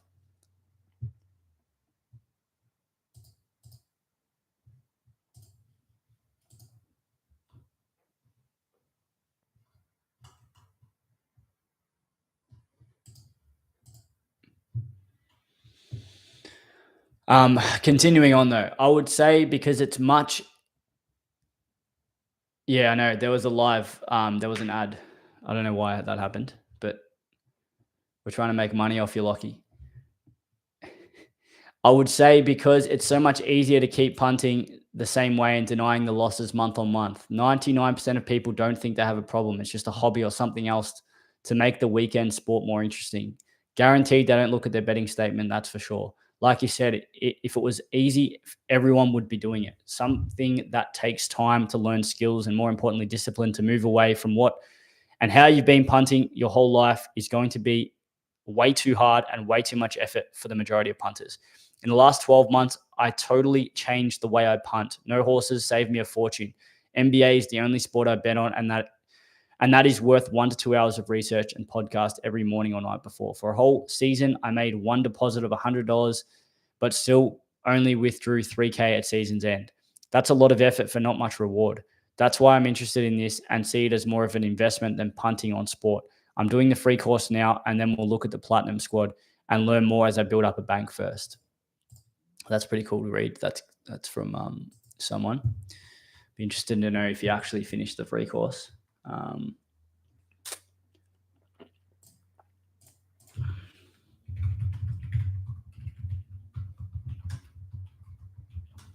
My eyes are getting fucking sore.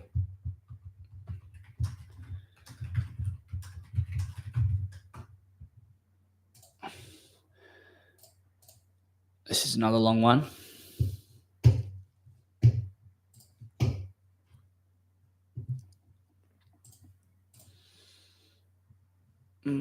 I haven't been following any of the tips today, so I'm just going to watch this race, see what's going on. Steve's tipped Hidden Wealth, 1 unit. That looks home, but I don't want to call it too early. Hidden Wealth and Mullane. That's 4 lengths ahead.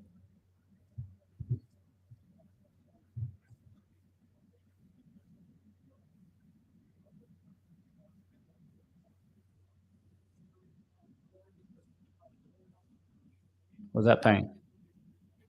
280. Whatever. I think most people just don't know about it. I'm a 40-year-old dad of 3 who has loved gambling since I was 18. If I hadn't seen your socials, I'd still be a massively degenerate.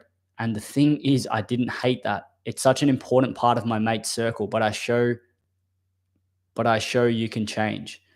It took me a bit to jump on board the horse system as I thought I knew it all. I'd already abused promos, and that was the problem. I was getting banned. I needed refinement. And for me, I knew, but I didn't, that I needed to trust someone to show me. My mate said, "What can a service show? And if it's so good to be true, then it must not be real." I think the scam nature of everything makes it challenging for people to jump on. I think there is another group of people who have not gambled much or never, who just have inherent dislike of gambling and can't imagine any situation where a beneficial outcome can be derived. Obviously, we know that thought process stops them understanding the mathematical edge we enjoy rather than relying on luck. Further, once someone accepts it works, it can be daunting learning to understand how it all works and having the time and structure to maintain and stay the course. Society just wants instant gratification, and this method, as we know, is for those in it for the long term. I think even once you learn it all, like I said at the start, without a community, it's difficult to keep going. For me, betting is all about sharing the process with others, and I had that as a gambler. I'm still trying to convince mates to come over, but a community in place other than my mates to share everything with, it's made the process easier to commit to. Cheers, Adam. Hopefully Adam's a platinum member, I assume. Great. That's a great message.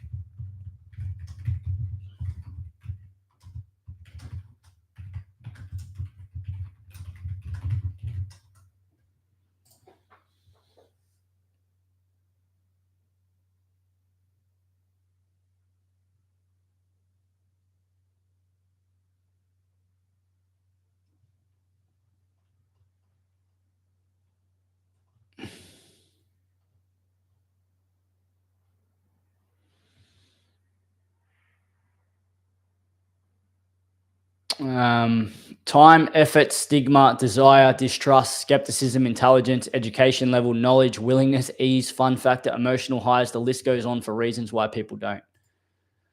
Match betting requires a good understanding of betting markets, odds, and the mechanics of placing bets. Many people find this too complex or intimidating compared to the simplicity of putting a win bet on a horse or a same-game multi on the footy. It can also be time-consuming and requires careful tracking and management of bets. For some, the effort required might not seem worth the potential reward, especially if they're looking for the excitement and thrill that comes with traditional gambling. I think the main thing holding people back from giving match betting a go is the environment around them. I've been around gambling all of my life and have seen how the mug punting cycle repairs itself. Having tradie mates that get sucked in by older boys to go for a slap after work or to join their bet with mates to lose 100 a week on a 20-leg multi instead of investing that time and money into a skill like match betting. In short, I'm saying that if you can surround yourself with patient and long-term individuals, you can profit off your punt and beat the bookies. And I guess this is where the system comes in, providing obviously the foundation to get you started, also a group of individuals which have the same goal and mindset. JP talks a lot about mindset and patience, and I think that goes hand in hand with who you surround yourself with and your ability to not fall into the cycle of mug punting. That's elite.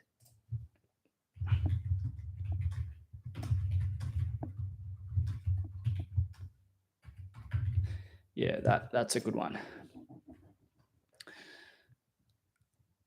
Why do more people not try match betting? Aussie punters have some of the worst gambling habits in the world, and that says something. Match betting is a skill that takes time, patience, and dedication. Even though bookies year after year think of new ways to suck in mug punters, the real issue is the culture around gambling. Bet with mates is a feature we saw Sportsbet take on not too long ago and really sums up the social culture around gambling in Australia. People would rather forget about the 50 to 100 they casually lose every week than to invest into themselves to see consistent profit. I myself have tried to convince my mates to give match betting a go, but the gambling culture in Australia is a chain that's yet to be broken, and I think that's the catalyst reason holding people back from match betting.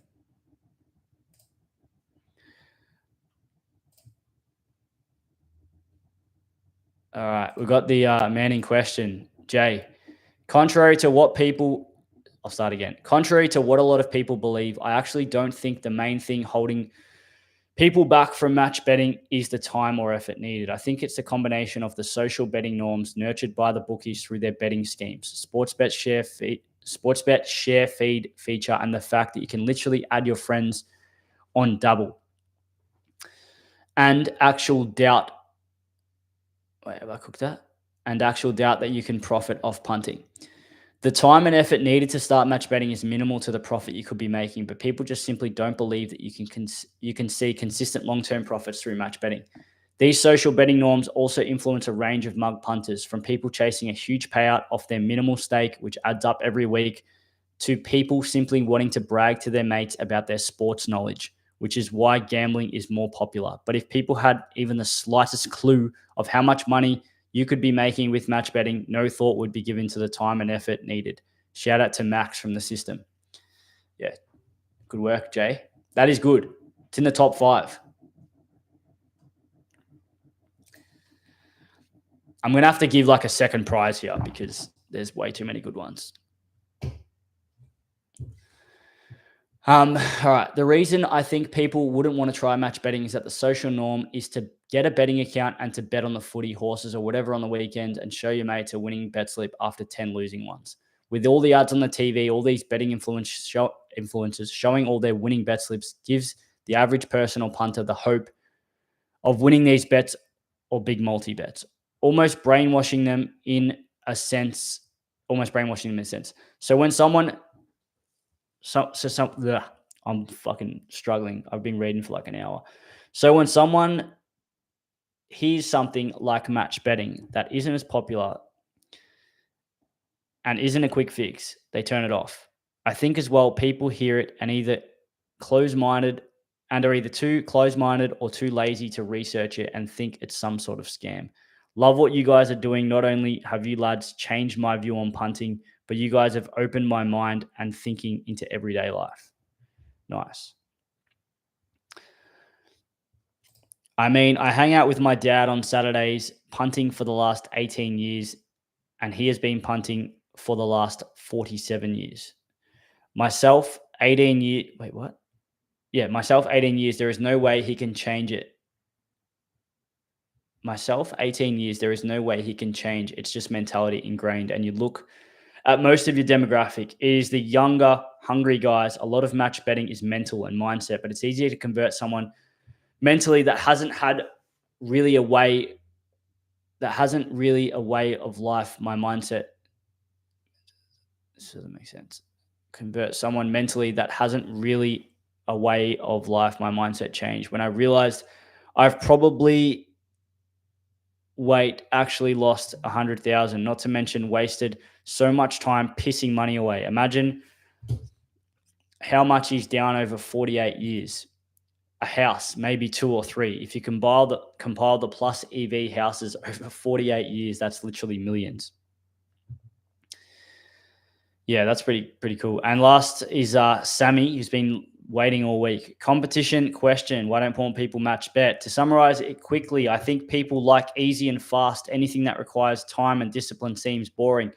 People have no issues signing up to tipping services that they don't even know work, or drop shipping courses because they apparently make you rich overnight. More people need to prioritize learning discipline. Nothing good comes from easy things. People also are followers. If something is unusual or all of their friends don't do it, then they are scared to speak out and try something against the crowd. It's genuinely crazy to me. This hasn't exploded yet. Unlike all the other scam side hustles, this genuinely works 100% of the time as long as you put in the effort. And I've only seen the free course and the YouTube videos. Wow, that was long. We've got a winner, clear as day. It's not you, Jay. Good work to everyone who commented. I'm going to have to give it to that one I said was clearly winning. I think it's saltwater shots. The last one was good. Yeah, that one just won. Saltwater shots.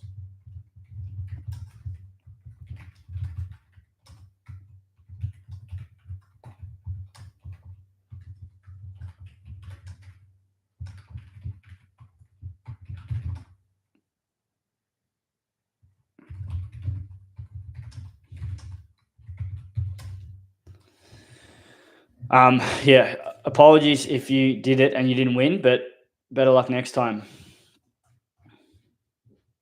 But yeah, that's elite.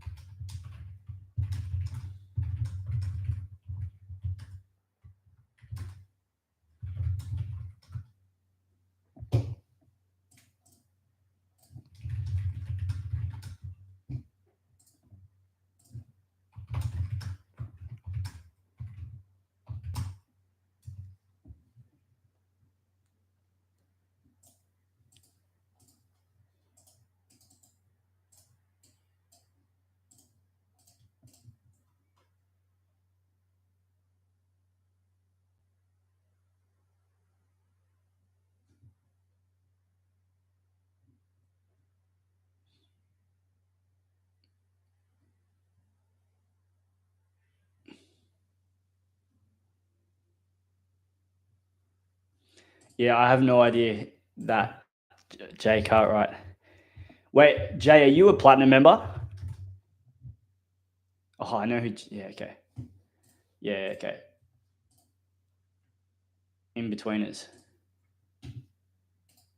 Nice. I can't see your DP. Yeah, okay. Yeah, okay. Unfortunately, Jay, you are missing out on so much value, man. I hate to say it, but it's really hard to see when people do that.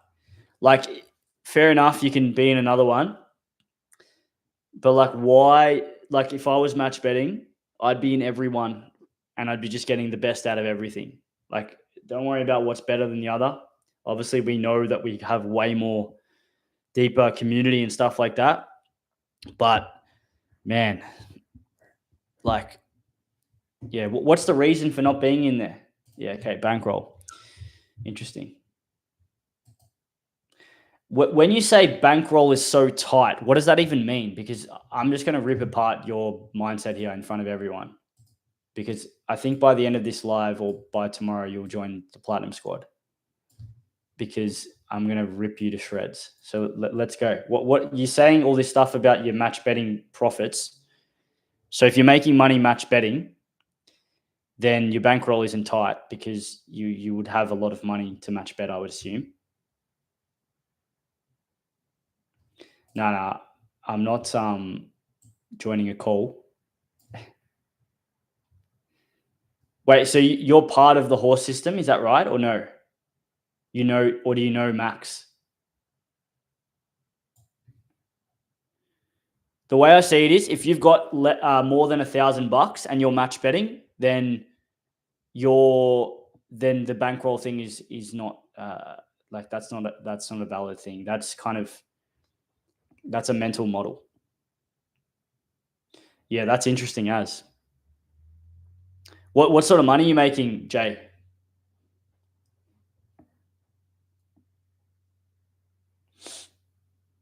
1,200. My rule is I can't purchase something 3 times. What? If my rule is if I can't purchase something 3 times, I don't buy it.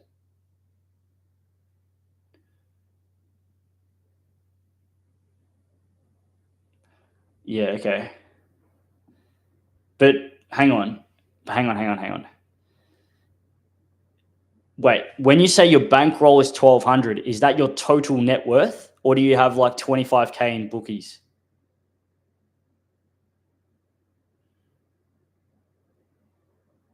Yeah, no, that's an okay mindset, but unfortunately, yeah, I'm with Geordie, because if something was, nah, I fully don't agree with this mindset. Unfortunately, now that I think about it, that prevents you from being able to take more aggressive investment options. And I'm not talking about investing into stocks or anything. I'm talking about buying education, because right now you're fully spending time and energy by trying to save money flat out. 1,200 allocated to match betting, but you probably have what, 30K or something in savings. This is kind of banging the head against a wall moment.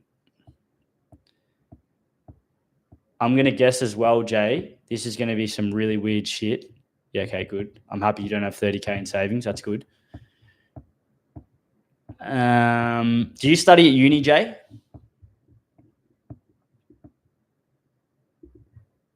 Are you like 20, 21? Yes. Law student. Okay. I was going to guess commerce. 100K in debt. 18. Wait, how can you be 100K in debt at 18? I don't want to get personal because obviously it's not your real name anyway. No, it's not funny. But what did you, have you gambled or like, I don't want to, if you want to share, like this is interesting. If you don't want to share, that's fine. Your education is 100K, but you haven't paid for that 100K education yet. Yeah, okay, so you're not 100K in debt. That's wrong. My next question is, Jay, do you like law? Like, do you actually passionately want to become a lawyer?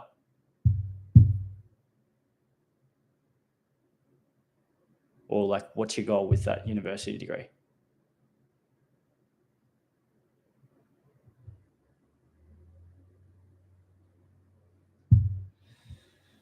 One day I want to work for the system. Well, you're not going to work for the system studying law. There's a bit of confliction there.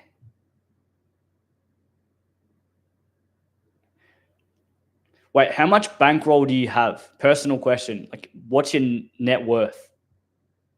Like, do you have 10K in savings?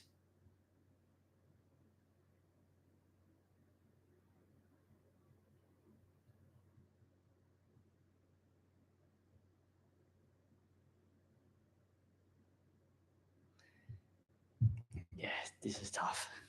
Tough to witness.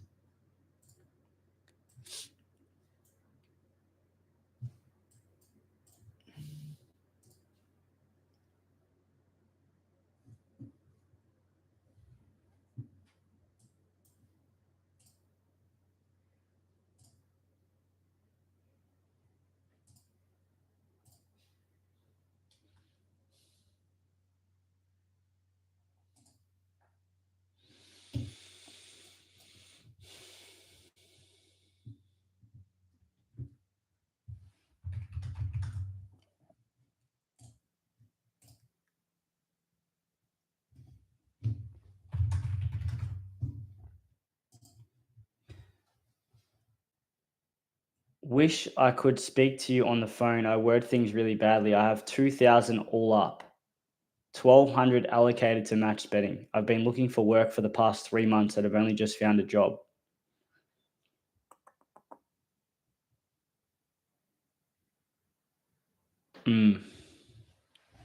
But you're still paying the subscription to the other thing. Yeah, I mean, this is how fucked the story difference is. Max has been with us for 2.5 years.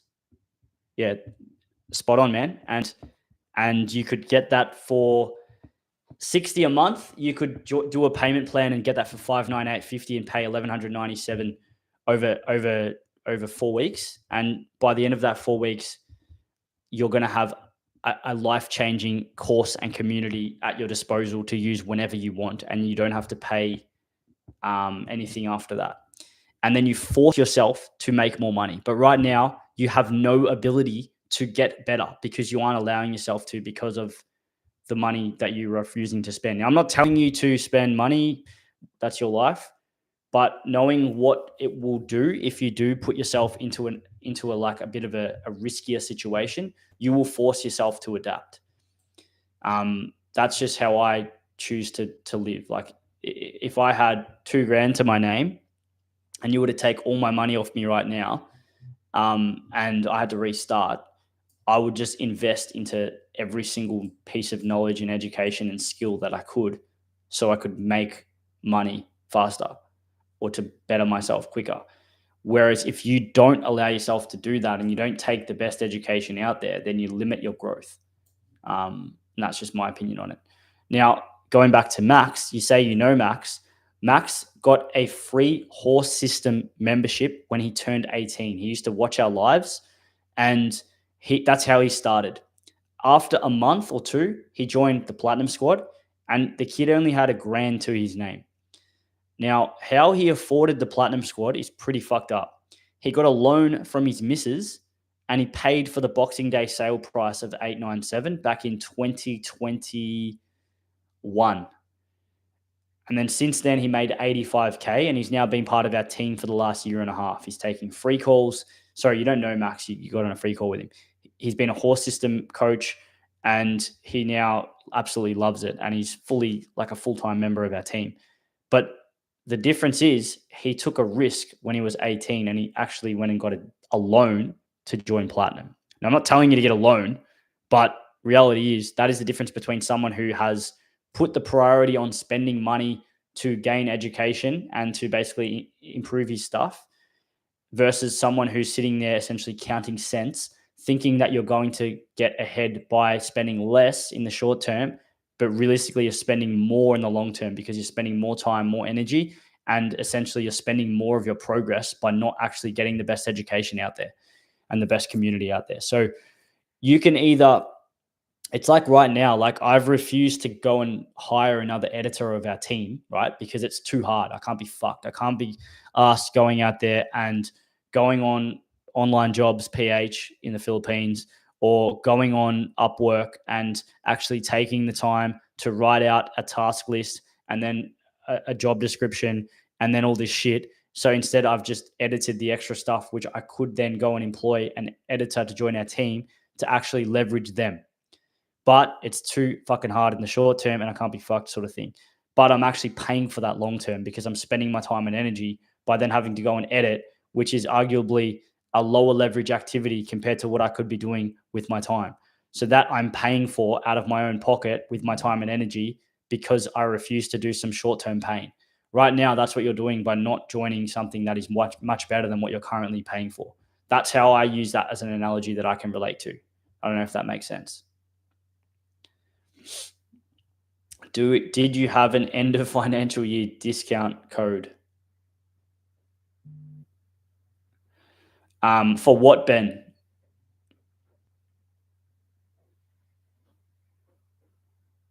Start a cult. What are you looking for specifically, Ben? Because if you pay attention to a lot of our content, you'll actually find discount codes like kind of in our content.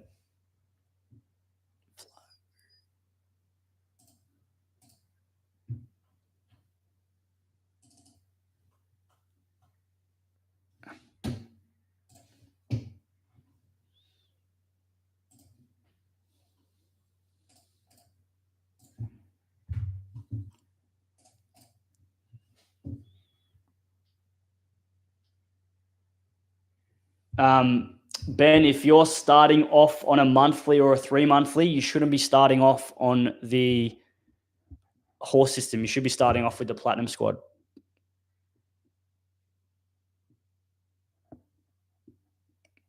Yeah, Jay, the thing is you can afford them. You can afford it right now, but you don't want to spend it. It's not about whether you can afford it. Trust me, you can afford it. It's a choice.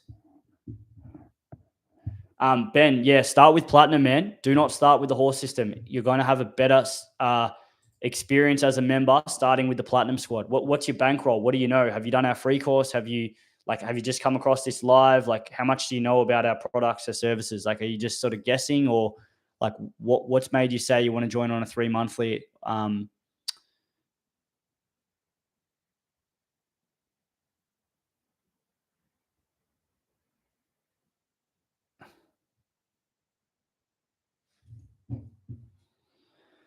Yeah, Jay, bro, you've got limiting beliefs. Unfortunately, you have put your money higher than your time and energy. You can join platinum, but you don't want to. You don't believe you can because you think you need to have a certain amount of money in your bank, which is a limiting belief.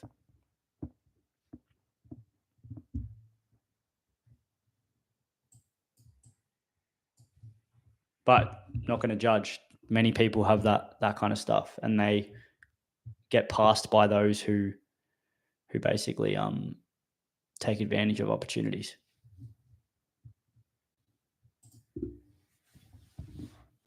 Go and watch. I'm going to put a podcast actually.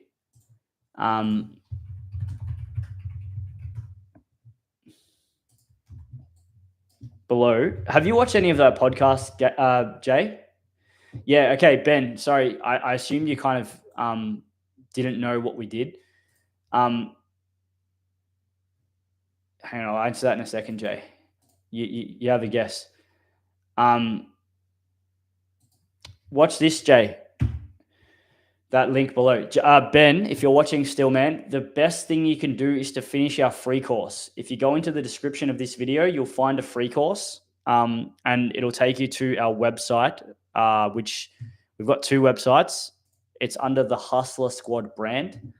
That is our free course. If you go through that, it'll tell you how this all works. And then if you can come back to this YouTube, watch a few podcasts, watch a few member interviews, watch all the content. There's heaps of it if you want to learn more. But if you're starting out, I don't know if you're a gambler, I don't know if you're someone who's just randomly come across this, you've never placed a bet in your life, start with our free course, go through that, then book a free call, and then we'll tell you how to get involved after that. Hopefully that makes sense. You reckon I'm Persian, Jay? No, I'm not Persian. Right area of the world, though, in the vicinity of.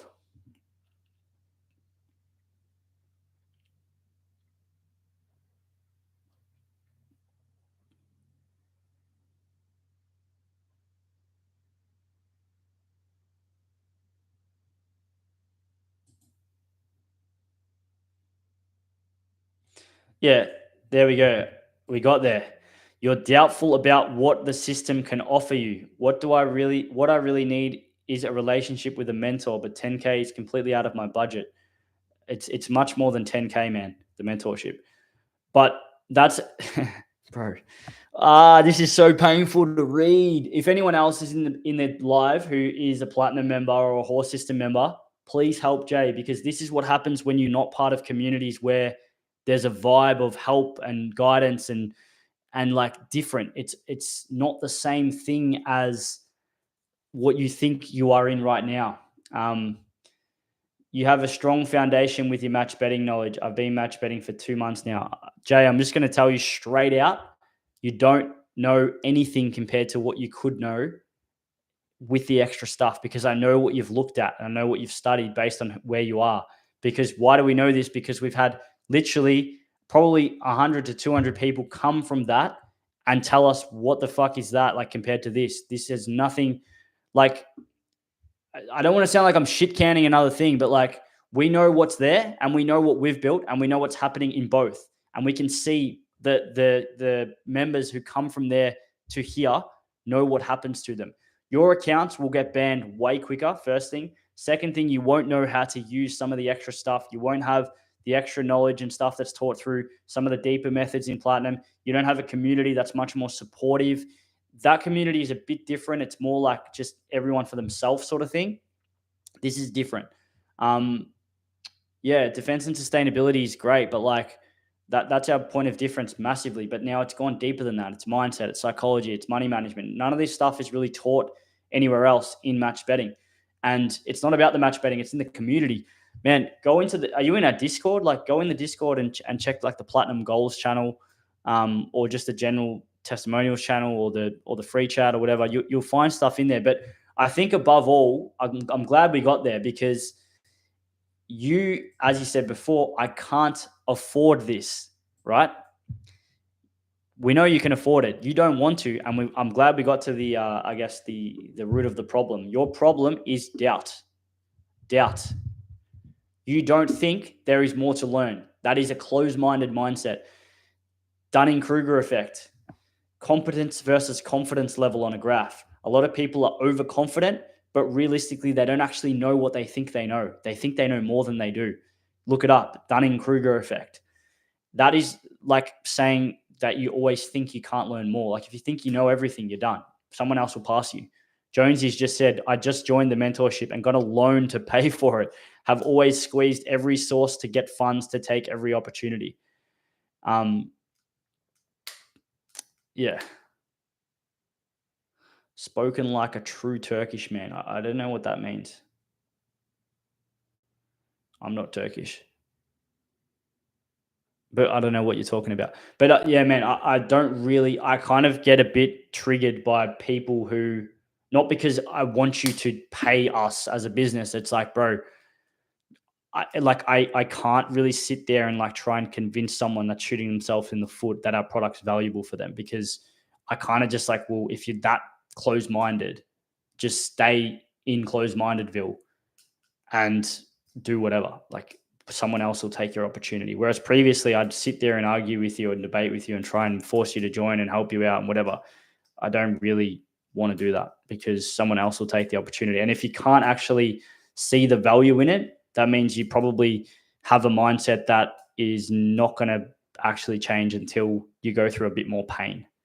And your pain right now is almost like ignorance. You don't even know it's pain because you don't know what you could be doing instead. Sorry, that's a bit ruthless, but that's just the truth. I'm not going to hold back. Like that is because we see this so often, and then we see someone else like Jonesy who does the complete opposite. He just got a loan to join mentorship from his wherever he got. I'm not going to go into detail, but I remember seeing him do that, and I was like, "Fuck, these are the people we want to deal with." And he's going to make it happen. That's the definition of making something happen. And you're sitting there saying, "I'm not sure if it's worth it." That's because you value your money more than your time and energy, and then you think that your progress is going to not go as high if you because you have you put a greater value on what you're losing versus what you're gaining. That's the problem. You have a cost focused mindset, which is what I had for 28 years.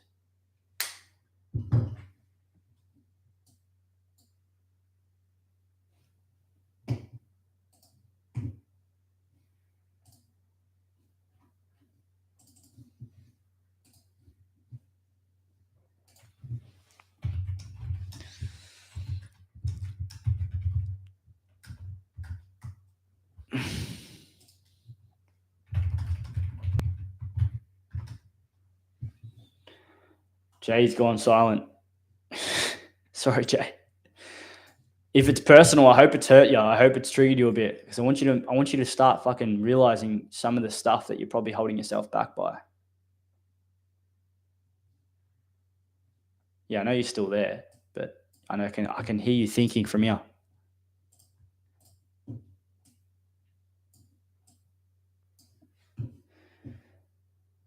When did you have your call with Max? Yeah, good.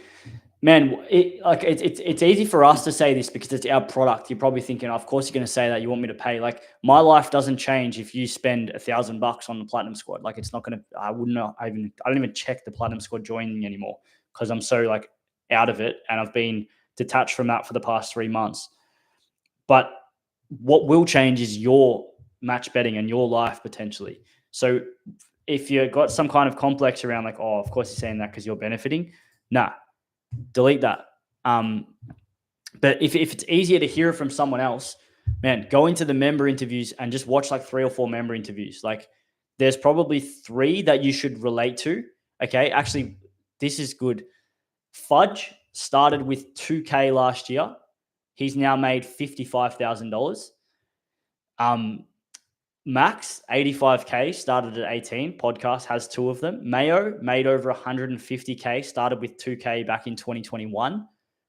Gator made 45K, quit match betting now, runs his own marketing agency, made 45K starting with like 2K. Yeah, Gator Pod, correct. He loaned his mum to get platinum. Well, his mum loaned him money. So all these individuals are the same character, and you're literally that person right now. And you could do one thing. Lenny was actually in the exact same situation as you. He was in another service, and he came to us one night on Instagram, and I'm like, oh, this guy's a fucking weapon. And he's like, I'm making all this money. I don't need your fucking course. I kind of know everything. And then I'm like, brother, with all due respect, you know nothing. He joined Platinum, and then he made 200K, and now he works in our team, and he's been part of our team for 16 months. He's the mentor, like he's mentoring like our top members.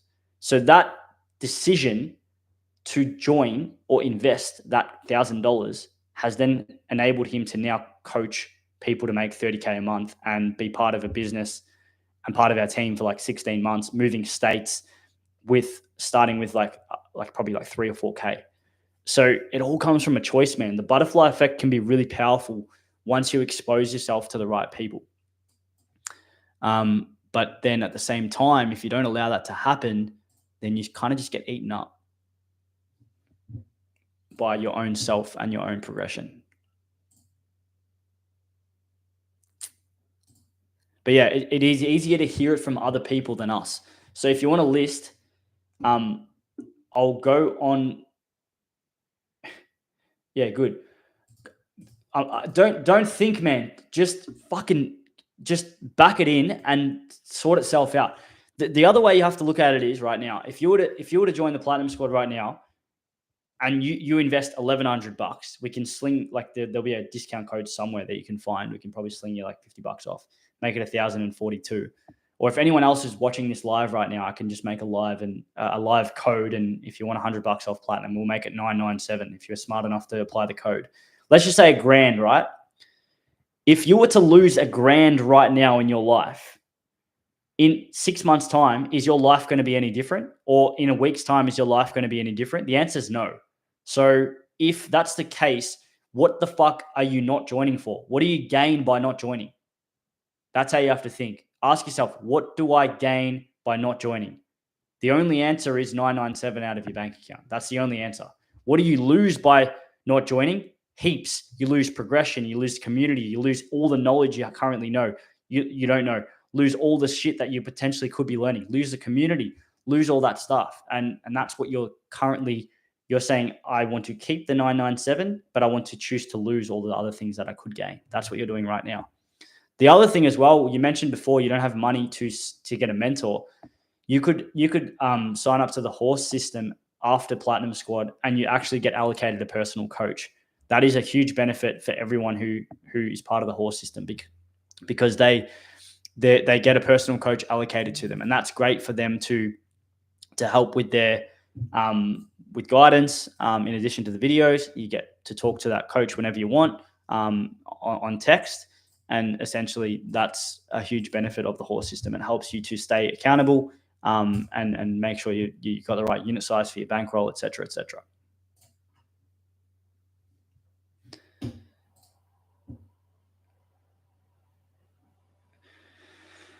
It comes down to upside v downside. Literally, I just said what Sam said. What have you got to lose $1,000? But your upside is a wealth of knowledge in the community that you're a part of forever. Literally.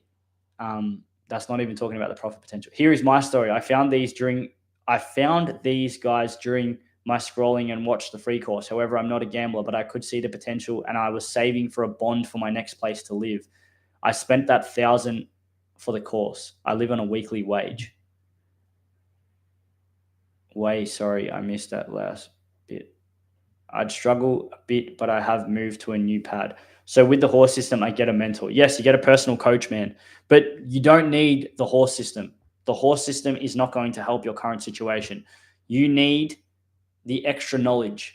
You need the extra education around sustainability and defense. You need the 1,100 member community. That's part of the Platinum Squad. You need the 20 hours of videos that you're going to get being a Platinum member. The personal coach is not going to solve your problems. You need to take that other stuff first. But yes, you do get a personal coach as part of the horse system. That is permanently as part of your subscription. Half the time, like a lot of people who don't join actually don't know what they're getting. So I can kind of sympathize with them. But the reality is the people who actually end up joining are the ones who go and watch all the podcasts and then have no choice but to join because they realize how stupid it is to not join. But obviously you haven't gone and watched much stuff and you don't really know much about what you actually get because potentially you've already made up your mind because you have that kind of cost mindset before you even considered joining. Like, I don't think you were ever going to join until maybe this conversation.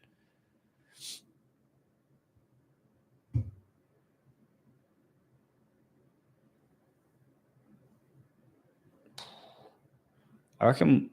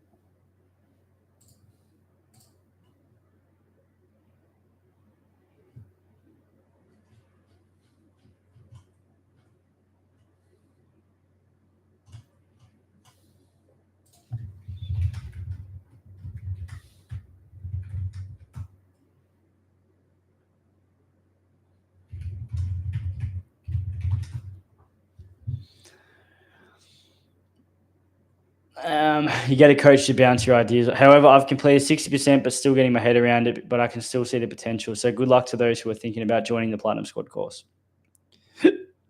If you're wanting to know what that code I said before was going to be, if you're still watching this live after the fact, I will make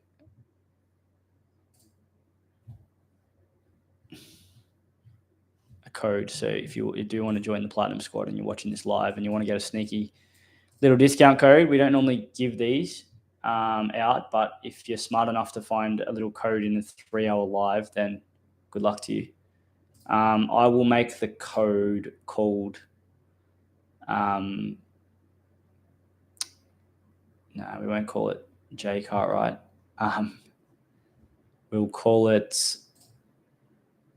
just going on Stripe. Here we go. We'll call it Live 1.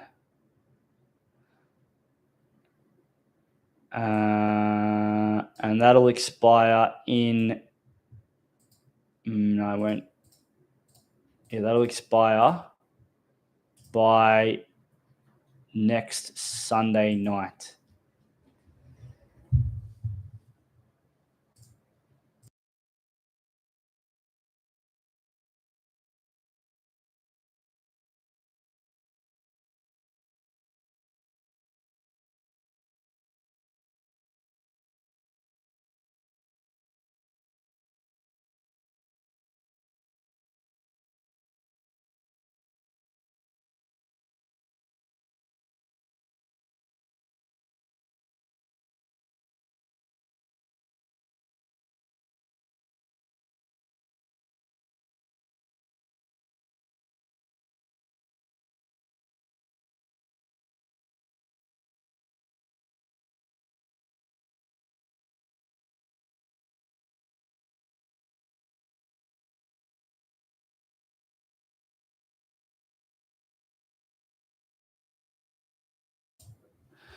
Yeah, the code's going to be Live 1 and it's going to expire on Sunday, July the 7th.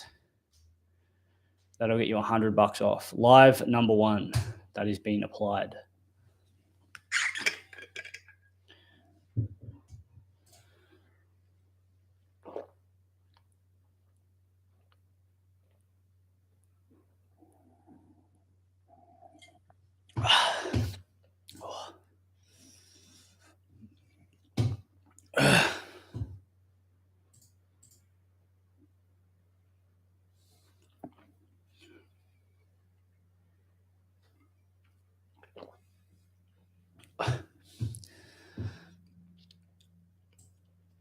Sammy reckons it's dangerous with payday on Monday.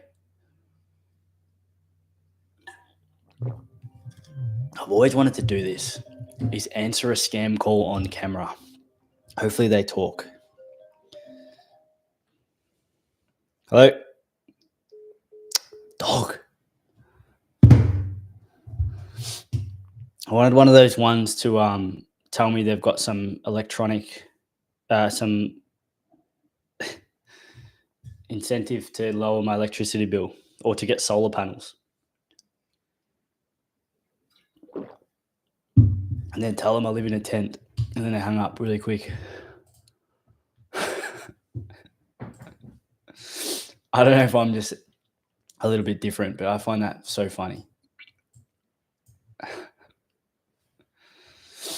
I actually do that, Sam, sometimes when people try and sell me shit.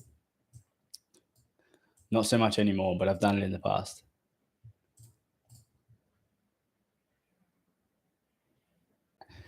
The undersold part of the Discord is people want to see you succeed. So if you come correct, you have, let's say, 500 people in your corner for not only this venture, but possibly others. Networking's good. Yeah. Jay, you need to literally go and spend like 6 hours watching member podcasts, because you'll just need to hear 1 or 2 things and you'll be like, well, what the fuck am I doing? But I don't think you've allowed yourself to actually expose that and allow that to happen, if that makes sense.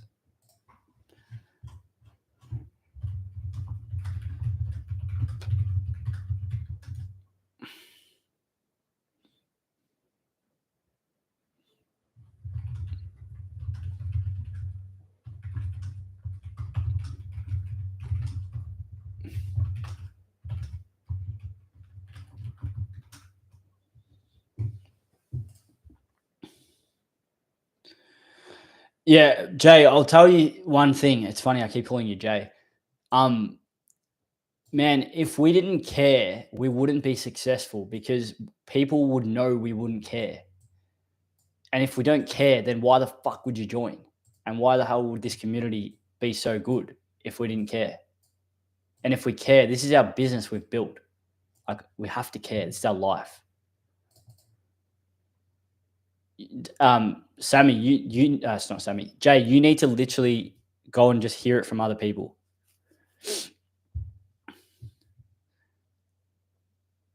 Like, just pull the trigger and stop fucking around. Like, honestly, I could play you some hypnotic member stuff, but like, CBF, you need to make it on your own.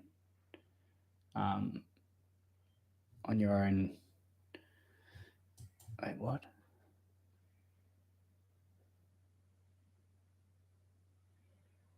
Crazy to get mixed up with Jay. Well, you're both not platinum members, so you both need to pull your fingers out.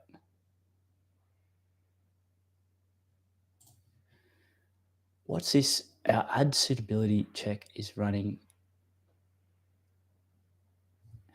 Jamie, g'day, mate. Good to see you. Wait, what?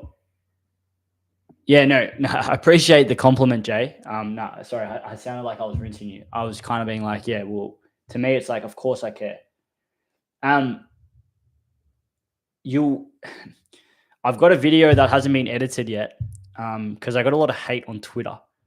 For those of you who probably don't have Twitter, you probably don't see any of it.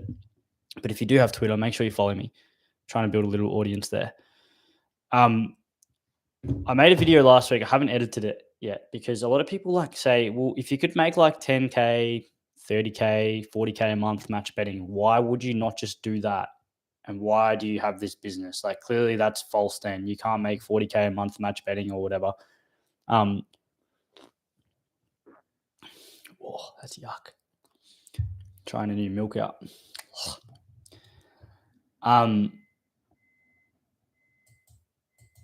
People, I don't know. Ask the people that are hating, Jay. It doesn't bother me, but like the comments were saying like you can't if you could make that much, like you wouldn't be doing this business. And it's like, well, no, I did match betting for 7 years, and something that I realized through my 20s, because I was an osteopath before this, right?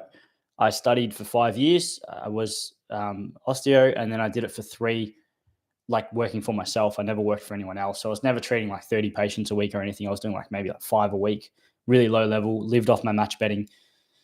But one thing I learned was I cared about people, and I've always had this like kind of wanting to help people desire. Like even when I was young, like I used to want to, like I see a fat person who wanted to lose weight, I'd go and like, if they were in my family, I'd say, hey, do you want like help with your diet? Do you want help? Do you want me to give you a gym program? Like shit like that.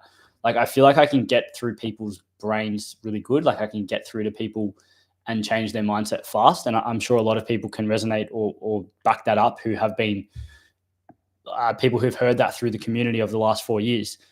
But something that has been consistently like kind of that I've known is I enjoy helping people. So I get a reward, like a payment out of helping someone. When someone sends me a message saying, hey, you changed my life, or hey, you made me 10K, or all those YouTube comments I was reading before, and like 3 of them said, you changed my life or you changed my mindset. Not just me, everyone in the team. But personally, I've dealt with a lot of people who've said that to me. That's like a payment for me. I get reward out of that. When I was match betting, and I don't want this to be taken out of context, people think, oh, well, why would you tell people to match bet if it doesn't get you reward?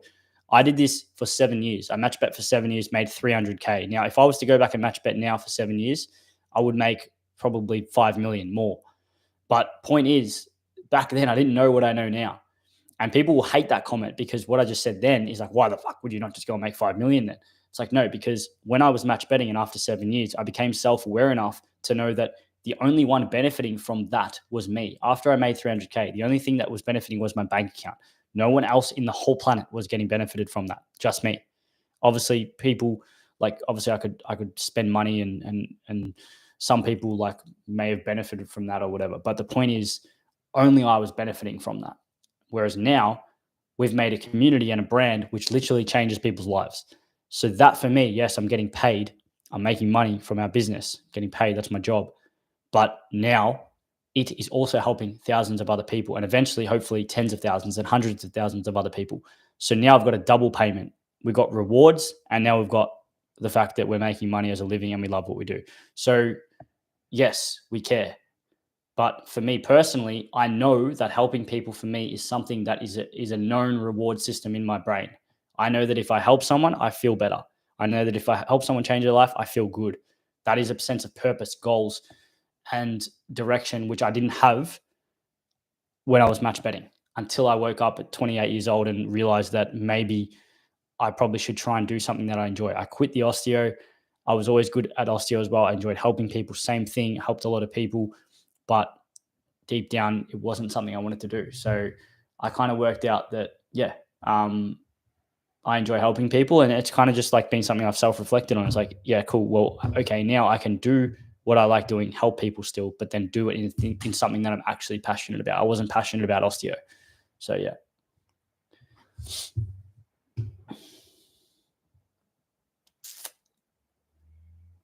Envy is the tax on success.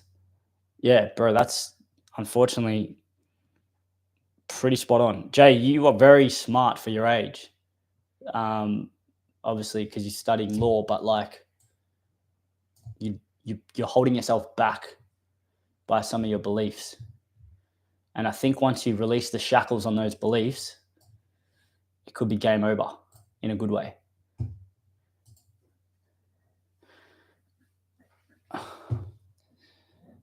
I think when someone's had a chance to make a lot of money or has made a lot of money and realize how easy it can be, they look for other things to get enjoyment, like helping people. Yeah, you're right.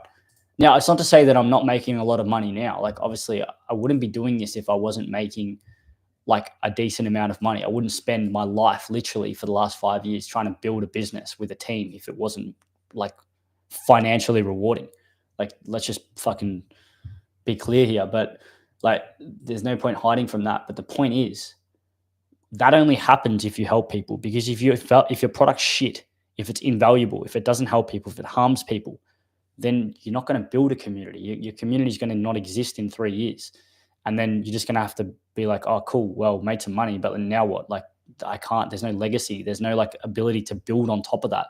Right now, what we're building is building like a foundation to then go and launch worldwide and globally. Like, that's the possibility with this, because it's been so helpful for so many people and so valuable. Like, of course, if you build something well and you care and you actually do it properly, then it becomes more and more valuable.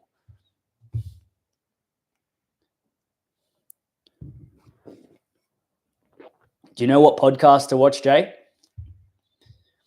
You need to watch them. Fudge, Mayo, Gator, and Greenie's another one as well. Watch this space with Greenie. But how many links have you got? Just go to the member interview playlist on our YouTube and then find those ones. You'll find them. Gator, Fudge, Mayo, and Greenie. And there might be another one I've missed.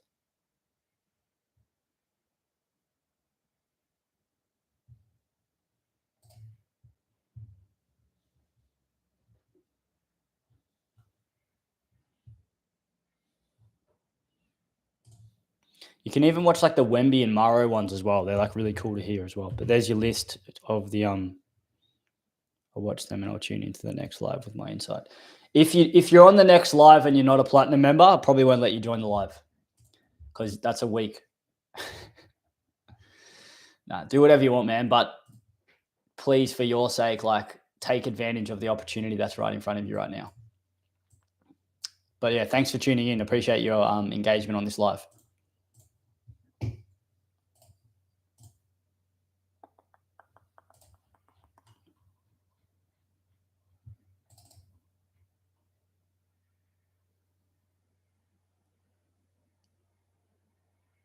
Yeah, I know you're weird about money. I know that. Do you know why I asked you if you're studying? Because I thought you studied commerce. And there's this weird thing. Maybe it's not weird, but commerce students or anyone who studies finance are the biggest tight asses, and they all look at money the same way. They all look at the cost and the downside of that fee before looking at the upside. However, those individuals who end up getting over that end up being the most successful. I would say, this is pretty crazy, I would say close to half of our mentor members are commerce students or someone who studied money or finance, and they all become weapons once they overcome that mindset of obsessing about basically counting cents. I'm calling them cent counters. In fact, if you have Twitter, if anyone has Twitter, I forgot, Jay, you should read this. I wrote it last week. It took me like 2 hours to write.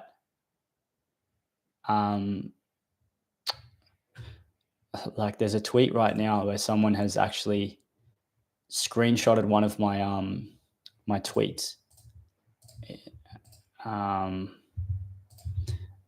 Look at this tweet. If you want to click on that tweet, that's the kind of stuff that gets posted on Twitter about me, which is quite funny.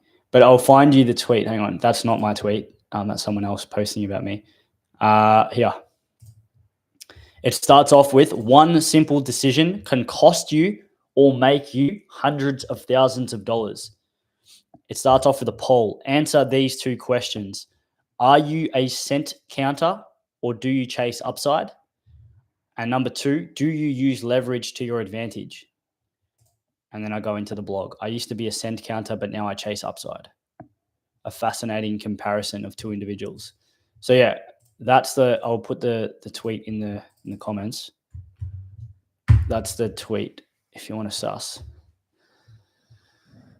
But yeah, I think once you overcome that, man, you could be a full-on weapon.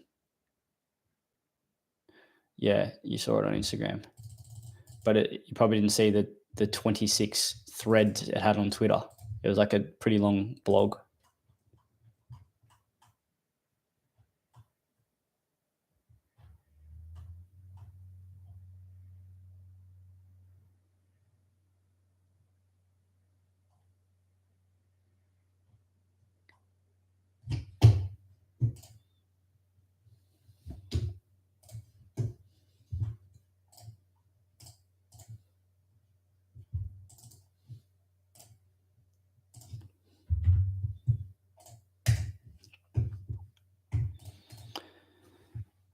Yeah, if you got Twitter, give that a follow and have a read. Tell me what you think. Otherwise, see you next time, Jay. I'm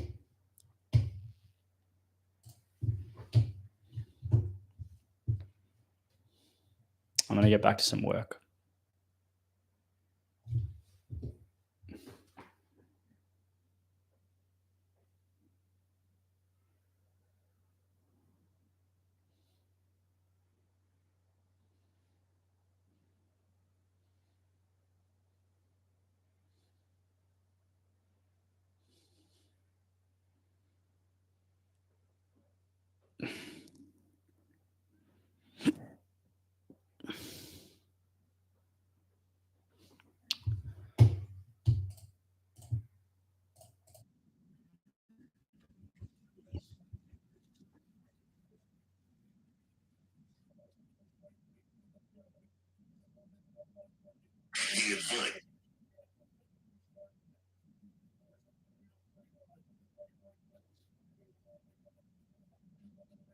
I come off the line, but yeah, it was a really good line. If you're doing that every Saturday, if you're doing that around like 11 a.m., I think I'll definitely be doing that from there on. That was good to kind of just sit down, shoot, let you have a yarn and ask people questions before you might. Yeah, that's pretty cool. Appreciate that.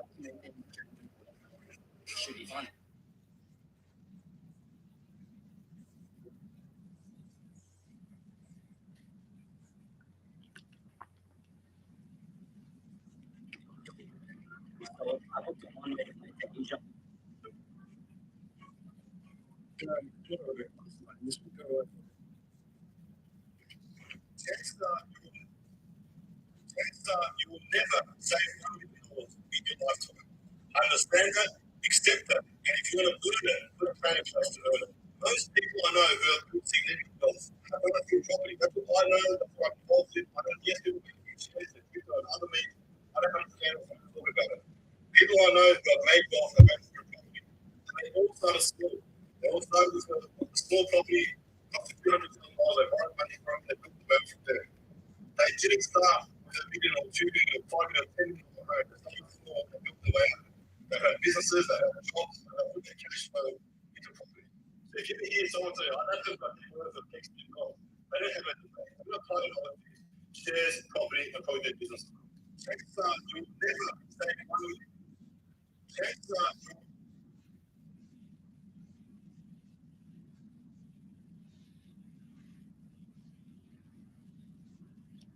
Man, like, makes me sick. What's a good bet to this game? On the Facebook group.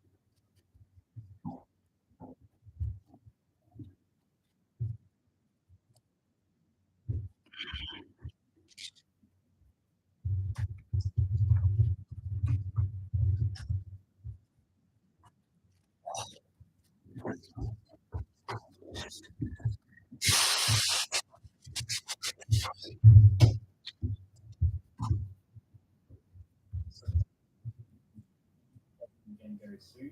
So if you haven't done that, that's your best place to start. Go through that content from there, go and book a free call, and then from there, jump into the Discord as well to join the other 1,400 paid members. Over the past 4 years, we've accumulated probably around $30 or $40 million worth of profit for this community. That's probably a lot underestimated, to be honest. There are people in this community now who are making much more than we ever did. I personally made 300,000 off the bookies. So did Tom. But these days, members are making much more than we did consistently per month, 20, 30, 40K a month at the absolute top end. For someone who has wanted to stop gambling and you've been helped by this content, make sure you don't miss it as it gets posted on the other channels. And for someone who's not yet taking advantage of match betting, you know where to start. Free course, Platinum Squad, Core System, Sports System, if you want to be an absolute weapon of the community.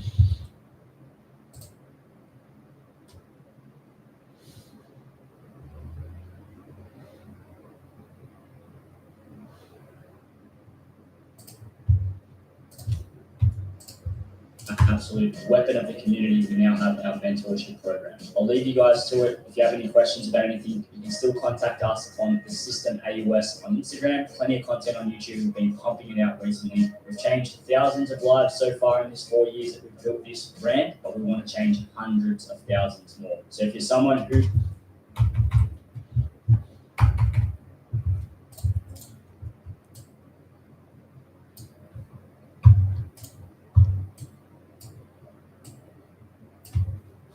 years that we built this brand, but we want to change hundreds of thousands more. So if you're someone who likes this content, you found it interesting, you found it useful, send it across to thousands of lives so far in this 4 years that we've built this brand, but we want to change hundreds of thousands. We built this brand, but we want to change hundreds of thousands more. So if you're someone who likes this content, you found it interesting, you found it useful, send it across to someone else who might need to change their mindset around betting or might need to be aware of this opportunity right now in Australia. We'll see you over there. Cheers.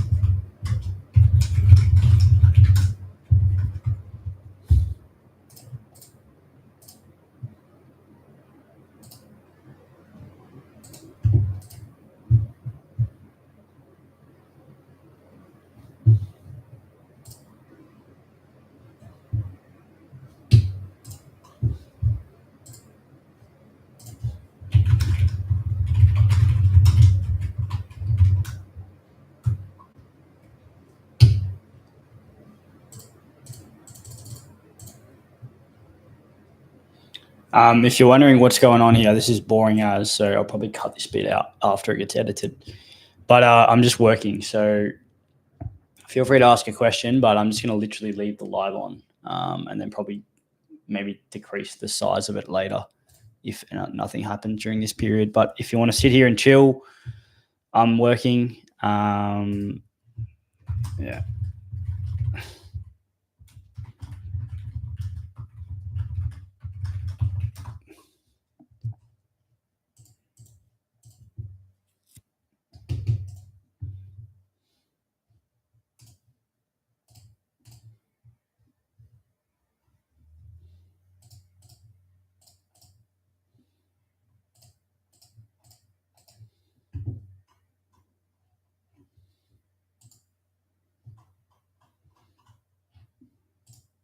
Why is this P3? Cheers. Hey there, it's JP here, creator of Haven't Got Taking plenty of content on YouTube, been pumping it out. Do I tip often? Not as much, Wemby. I tipped on a Wednesday last week, but no, not really anymore because I'm working on the business at the moment more than in the business.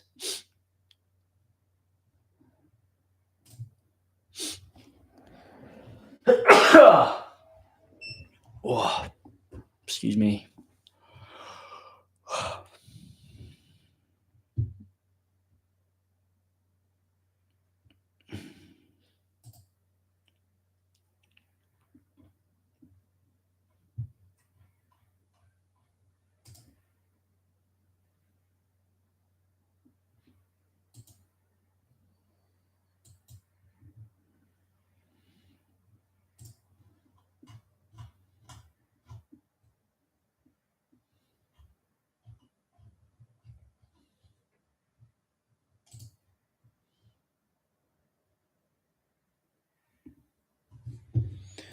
Steve-O.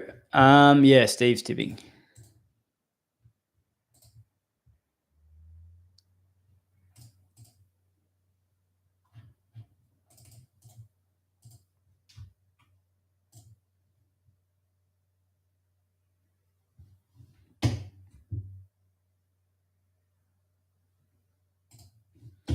Why is that, Wemby?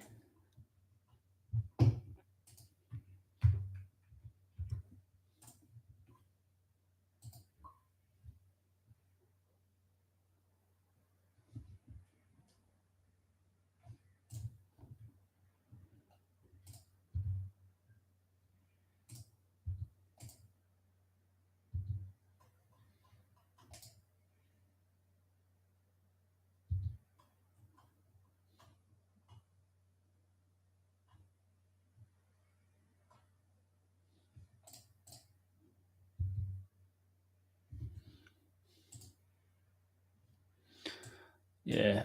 I'm going to rinse you for talking about a couple of races. Like I should have rinsed Kenshiro this morning, you reckon? You're next.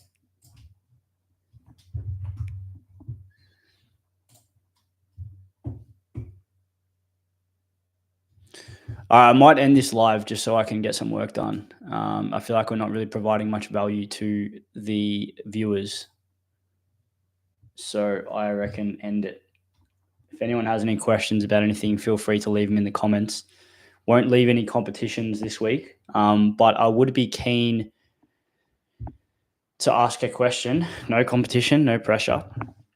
Our latest podcast is going to be launched by this time tomorrow. How the bookies manipulate you. So I'll leave that one on the screen. But the question for this week is if you could give one piece of advice to a gambler who wants to stop losing, what would it be? Chuck it in the comments. There's no prize or anything, but I'd be keen to hear what everyone thinks. But if you want to watch the podcast that's just been posted, it's about how the bookies manipulate you. It'll most likely be somewhere here if it's popping up on the screen. See you next time.